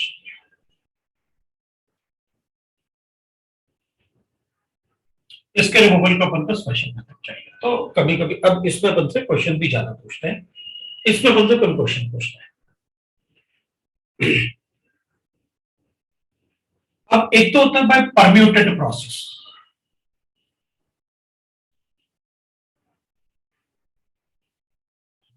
एक तो होता है बाय परम्यूटेड प्रोसेस। ऐसे तो अपन कहते हैं परम्यूटेड प्रोसेस का मतलब है कि भाई आप इसको, है ना, अच्छे से छान लो। तो छान लो मतलब चाय वाय छानने वाला टाइप है ना। हाँ बिल्कुल उसी की बात कर रहा हूँ। परम्यूटेड वगैरह क्यों लिख रहे हो, फालतू में कंफ्यूज कर रहे हैं। और क्या मतलब मेथड है तो अच्छा नाम तो लिखेंगे ही अपन, क्यों नहीं लिखेंगे। तो परम्यूटेड का मतलब है उसे अच्छे से छान लो। ठीक है, पानी को छानेंगे तो कैसे छाने, ऐसे नहीं कि वो चाय वाली छन्नी ली और छान लिया पानी को, इसको ना जियोलाइट से छानेंगे। ठीक है ना। सो अपन ने परम्यूटेड मतलब तो छानना। ठीक है, अब देखो ऐसे ही याद रहेगा अपन को, वैसे नहीं इनऑर्गेनिक नहीं तो अपन सोचेंगे पता नहीं क्या करना। So permutit is sodium aluminosilicates called as zeolites. Zeolite, zeolite का मतलब है वो पत्थर की छन्नी, that is called zeolite, है ना। तो अपन क्या करेंगे, पत्थर मतलब SiO2 होता है, सिलिकेट सल्फर पत्थर। इसमें अपन क्या करेंगे, एल्यूमिनियम और सोडियम ऐड करेंगे। कैसे ऐड करोगे, तो अपन कहेंगे देख मान ले अपने पास 2 मॉलिक्यूल सोडियम सिलिकेट के SiO2, अपन क्या करते हैं इसमें से एक तो SiO2 ही रखते हैं। ठीक है, और एक इसमें सिलिकॉन जो हटाया ना अपन ने, क्योंकि +4 चार्ज होता है, इस पर +4 चार्ज है और 4 ऑक्सीजन हो गए अपने पास। तो अपन क्या करते हैं, आपने टोटल इसमें कितना चार्ज हो जाएगा, +8, टोटल नेगेटिव चार्ज कितना हो जाएगा, -2, 1 पे तो 4 पे हो गया -8, ये चार्ज हो गया टोटल। अपन क्या करेंगे, एक तो SiO2 ही लगा देते हैं और एक दूसरे Si के बदले एक सोडियम डाल देते हैं और एक एल्यूमिनियम डाल देते हैं। ठीक है, चार्ज तो आपने कर लिया, एक सिलिकॉन को पत्थर में से हटा के और उसके बदले सोडियम डाल दिया एक और एक एल्यूमिनियम डाल दिया। ठीक है, पॉजिटिव चार्ज तो आपने बैलेंस कर दिया। अब नेगेटिव करके देखो। ठीक है, नेगेटिव भी कर देता हूं, इधर एक ऑक्सीजन ले लेता हूं, सो -2 हो जाएगा। इधर मैं एल्यूमिनियम ऑक्साइड ले लेता हूं, सो -3 हो जाएगा, -6 हो जाएगा। इसको डिवाइड बाय 2 और इसको भी डिवाइड बाय 2 कर लेता हूं, मतलब बैलेंस करने के लिए कि भाई अब चार्ज -1 ही तो ले सकते हो आप, आधा ऑक्सीजन ले लो। हाँ तो अपन नंबर बढ़ाएंगे ना इधर कि भाई ऑक्सीजन को भी एडजस्ट करो। अपन कहेंगे हमने ऑक्सीजन थोड़ी हटाया, अपन तो सिलिकॉन भर को चेंज कर लो आप। मतलब आप ऐसे भी बोल सकते थे कि सर देखो आप क्या करो, एक सिलिकॉन को रखो, ऑक्सीजन को आप चारों रखो, कोई प्रॉब्लम नहीं है। हमने ऑक्सीजन को नहीं हटाया, हमने एक सिलिकॉन के बदले दूसरा एक और सिलिकॉन जो था उसके बदले एक सोडियम डाल दिया और एक एल्यूमिनियम डाल दिया। सब कुछ बैलेंस है ना सर? हाँ, 8 पॉजिटिव चार्ज है, 8 नेगेटिव चार्ज, बैलेंस है। मतलब सिलिकेट में मुझे ऑक्सीजन हटाने की जरूरत नहीं थी, मुझे सिर्फ सिलिकॉन निकाल के एल्यूमिनियम और सोडियम डालना, इसलिए मैंने उसको एल्यूमिनियम सिलिकेट बोला। ठीक है, तो इसका फॉर्मूला लिख देंगे अपन, सोडियम एल्यूमिनियम सिलिकेट्स क्या होता है, कैसे फॉर्मूला बनाएंगे अपन सोडियम एल्यूमिनियम सिलिकेट। तो अपन कहेंगे हमें क्या करना पड़ता है, ये लो Na2O Al2O3, बाकी बचा हुआ SiO2 उसमें बचेगा, जो भी आपको लेना है एक नंबर ले लो, .H2O, क्योंकि अगर वो क्रिस्टलाइन फॉर्म में चाहिए है तो मुझे वाटर ऑफ क्रिस्टलाइजेशन चाहिए, तो वो क्रिस्टल फॉर्म में रहेगा। ये वो छन्नी है जिससे मैं पानी को छानने वाला, दिस इज कॉल्ड परम्यूटेड। तो इसमें क्या करोगे आप, तो अपन कहेंगे अपन क्या करेंगे, ये जियोलाइट में कि जो सोडियम है ना उसको कैल्शियम और मैग्नीशियम से एक्सचेंज कर देंगे। मतलब मैं इसको शॉर्ट फॉर्म में ऐसे लिख लेता हूं, Na2, बाकी पार्ट को Z बना देता हूं, मतलब ऑक्सीजन से लेके पूरा इधर तक वाले पार्ट को जेड कर देता हूं, पूरे पार्ट को मैं जेड मान देता हूं। सो मैं क्या करूंगा कि इस पत्थर से जब हार्ड वाटर को पास करूंगा ना, इस पत्थर से जब हार्ड वाटर को पास करूंगा तो Na2Z है, मैं इससे मैग्नीशियम या कैल्शियम जो होंगे ना उनसे क्या कर दूंगा, मैग्नीशियम और कैल्शियम का प्रेसिपिटेट बना दूंगा, plus sodium ion will go into the solution. तो सोडियम जो है वो सॉल्यूशन में चला जाएगा। तो सोडियम तो हार्मफुल नहीं होता ना, वो तो चाहिए अपनी बॉडी को, नमक खाते हैं तो that is how it will be removed. ये प्रेसिपिटेट हो जाएगा, वो छन्नी में जाके जियोलाइट में क्या होगा, वो एब्जॉर्ब कर लेगा पहले, मतलब। और जब शुरू में आपने वाटर फिल्टर देखे होंगे ना, जिसमें थोड़ा मतलब उसमें जियोलाइट पत्थर टाइप कुछ रखे रहते हैं, मतलब जो इलेक्ट्रिक वाला नहीं, जिसमें अपन मतलब सिलेंडर चेंज करते हैं, वो सिलेंडर चेंज करने के लिए तो आयन एक्सचेंज रेजन्स होते हैं। जियोलाइट वाला भी आता है, वो पत्थर जैसे वो रेत वगैरह रहता है इसमें। हाँ, अपन बोल सकते हैं ना, जो सैंड होता है तो सी से थोड़ा सा दूर जाओगे तो वहां सॉफ्ट वाटर आता है, तो जियोलाइट से ऐसे फिल्टर होगी तो आता है सॉफ्ट। सी से थोड़ा दूर जाओ, वहां वाटर धीरे धीरे धीरे सॉफ्ट होता जाता है, रीजन जियोलाइट से। अब दूसरा अपन कहेंगे वॉशिंग सोडा से। वॉशिंग सोडा से भी अपन प्रेसिपिटेट करना होता है, क्योंकि वॉशिंग सोडा होता है Na2CO3 और कैल्शियम कार्बोनेट और मैग्नीशियम कार्बोनेट क्या होते हैं, प्रेसिपिटेट। करवा देते हैं वॉशिंग सोडा से भी करवा देते। अपन क्या करेंगे भाई, अपने पास इसमें NaOH भी ले सकते हैं या फिर अपन Na3PO4 भी ले सकते हैं। मतलब हम क्या करेंगे, ऐसे एनाइन ले लेते हैं जो कैल्शियम और मैग्नीशियम का प्रेसिपिटेट बनाते हैं, ठीक है, और सोडियम पानी में दे देंगे। तो अपने पास जैसे Na2CO3 है, अपन ने कहा भाई MgCl2 है मेरे पास, ठीक है, तो अपन क्या करेंगे, MgCO3 का प्रेसिपिटेट बना देते हैं, मतलब मैग्नीशियम प्रेसिपिटेट में आ गया और क्लोराइड को Na2CO3 है, कैल्शियम क्लोराइड ले लेता है, तो ये कैल्शियम कार्बोनेट का पीपीटी बना देगा और NaCl बना देगा, ठीक है। इसका मतलब है कि अगर आप ये और ये ले रहे हो, मतलब वो दोनों भी उनके एनाइन के साथ भी इनका कैटाइन का प्रेसिपिटेट बनता है, बिल्कुल। Calcium hydroxide is a white PPT, gelatinous white PPT बना सकते हैं। So that is about for the washing soda. Upon soda से भी ऐसे कर सकते हैं, वॉशिंग सोडा डाल के। फिर मैं थर्ड वाला लिख लेता हूं, बाइकैलवन। कैलवन का तो अपन से स्ट्रक्चर ही पूछ लेते हैं, बताओ भाई कैलवन क्या होता है ना। इट इज सोडियम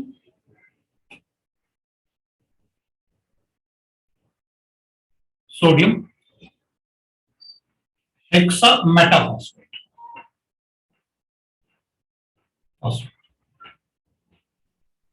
मैंने आपको मेटाफॉस्फेट बताया क्या होता है, sodium. What is metaphosphate? PO3, metaphosphoric acid, ऐसे लिखते हैं ना। इसको हटा दो और सोडियम लगा, और अगर ये 6 होंगे तो ऑब्वियसली बात है ये भी 6 होंगे।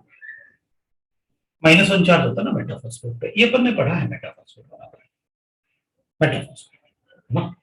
तो इससे रिएक्ट करने के बाद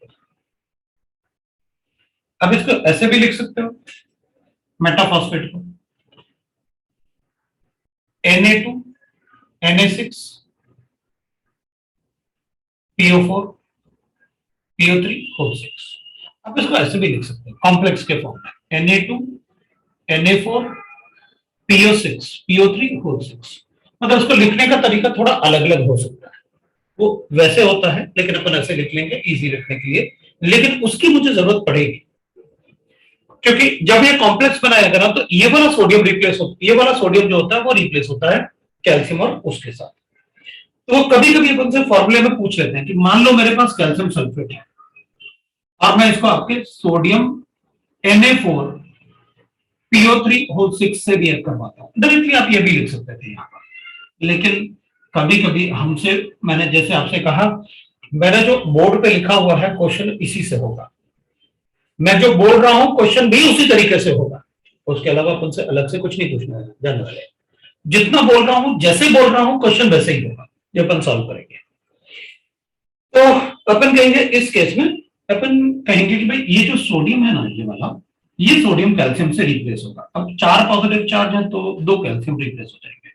तो मेरे पास जो बनेगा ना वो ये बनेगा Na2Ca2PO3 होल 6। मतलब मुझसे फॉर्मूला ये भी पूछ सकते हैं कि बताओ कैल्गोन में अगर मैं कॉम्प्लेक्स फॉर्म में लिखूंगा तो स्ट्रक्चर में कितने सोडियम स्क्वायर ब्रैकेट के अंदर होंगे और कितने सोडियम, ये स्क्वायर ब्रैकेट जो होता है ना इसको अपन कोऑर्डिनेशन स्फीयर बोलते हैं। Is called coordination sphere.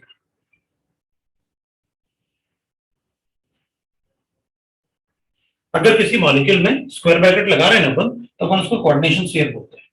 तो अपन से ऐसे बोल सकते हैं कि बताओ कितने सोडियम होते हैं कोऑर्डिनेशन स्फीयर के बाहर अंदर। तो अगर ऐसे लिखेंगे तो अपन को क्या लगेगा, अच्छा 3 कैल्शियम ले जाएगा एक मोल, जबकि 1 मोल कितना कैल्शियम एब्जॉर्ब कर रहा है, 2 मोल कैल्शियम, क्योंकि कोऑर्डिनेशन स्फीयर के अंदर तो 4 ही सोडियम है, वही रिएक्ट करते हैं। तो अपन से फॉर्मूला भी पूछ सकते हैं कि कैल्गोन क्या बनाता है कैल्शियम और मैग्नीशियम को एब्जॉर्ब करके, तो फॉर्मूला बिल्कुल पूछेगा, क्योंकि बाकी सब बच्चों को पता होगा वो हेक्सामेथाइल यूफॉस्फेट क्या होता है, कैल्गोन का फॉर्मूला क्या होता है, बच्चा यहां गलती करेगा कि कैल्शियम और मैग्नीशियम को एब्जॉर्ब करेगा तो क्या होगा। तो इस टाइप के क्वेश्चन अपन से एडवांस वगैरह में पूछ सकते हैं। Plus twice of Na2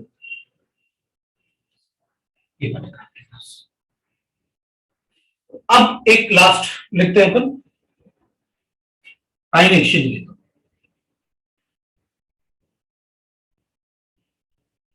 ion exchange ठीक है।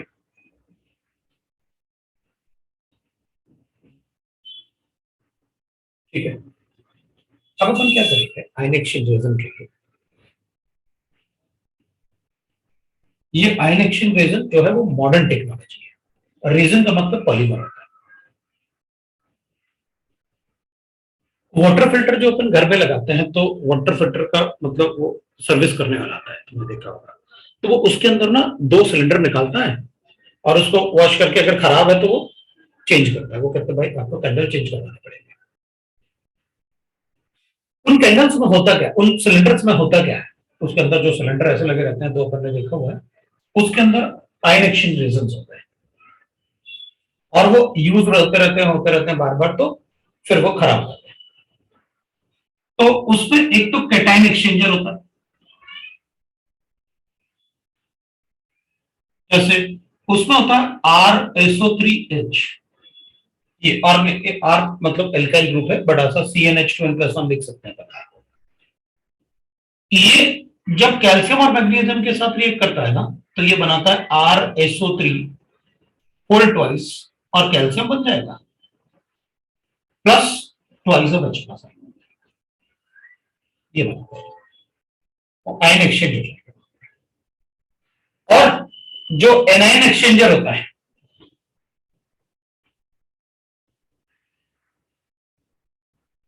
वो ऐसा होता है एनायन एक्सचेंजर, मतलब वहां पर अपने पास हाइड्रोक्सिल होगा, जैसे यहां पर प्रोटॉन है और सल्फोनेट था तो ये ऐसा हो जाएगा,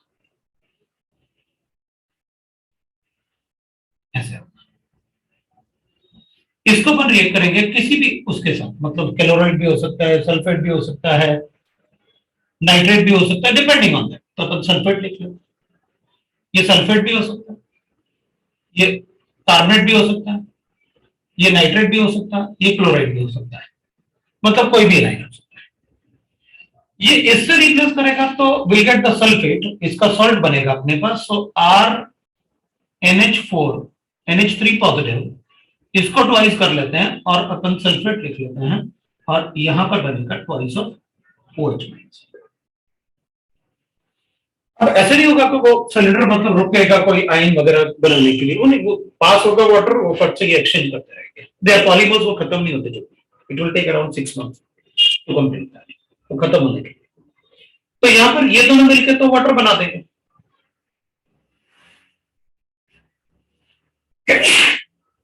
ये दोनों मिलकर तो वाटर बनाते हैं और ये दोनों सॉल्ट जो प्रेसिपिटेट है ना वो उस सिलेंडर में रहेंगे, वो सिलेंडर में रह जाएंगे। फिर बाद में आफ्टर 6 मंथ्स हम उसे चेंज कर लेते हैं। मतलब ऐसा नहीं होता कि जल्दी से खत्म हो गया, it will take around 6 months.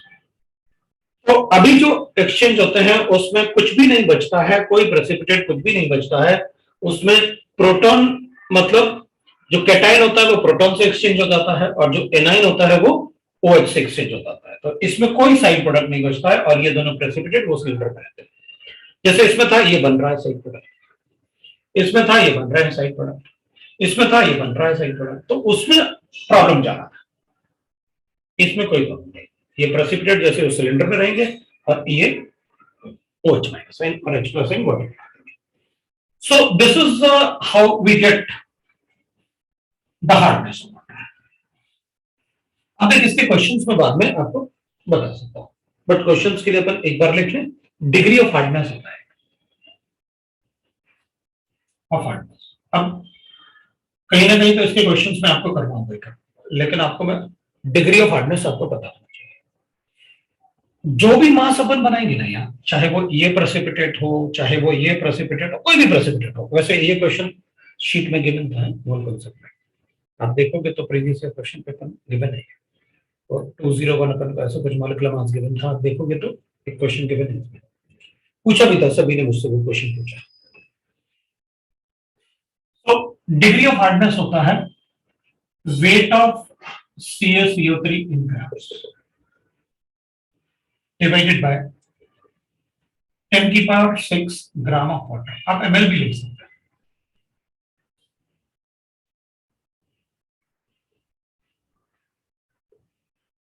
मतलब कितना वेट कैल्शियम कार्बोनेट प्रेजेंट है 1 मिलियन ml ऑफ वाटर में, 10⁶ ml ऑफ वाटर, उसको कहते हैं डिग्री ऑफ हार्डनेस। और वो कैल्शियम कार्बोनेट कहां से आएगा? तो अपन कहेंगे देख भाई, कोई भी कैटायन हो कोई भी एनायन हो, आप क्या करो, उस कैटायन और एनायन को अगर इसके मोल्स हैं तो इसके मोल्स में कन्वर्ट करो। मतलब कोई भी अपन को हार्डनेस मिले, इसके मोल्स आ गए तो इसके मोल्स में जितने मोल्स इसके होंगे उतने मोल्स कैल्शियम के होंगे, जितने मोल्स इसके होंगे उतने मोल्स कैल्शियम कार्बोनेट के होंगे, क्योंकि एक मोल में एक ही मोल कैल्शियम है। आप मोल से कोरिलेट करो, आप कैलकुलेट करो कैल्शियम कार्बोनेट के मोल्स।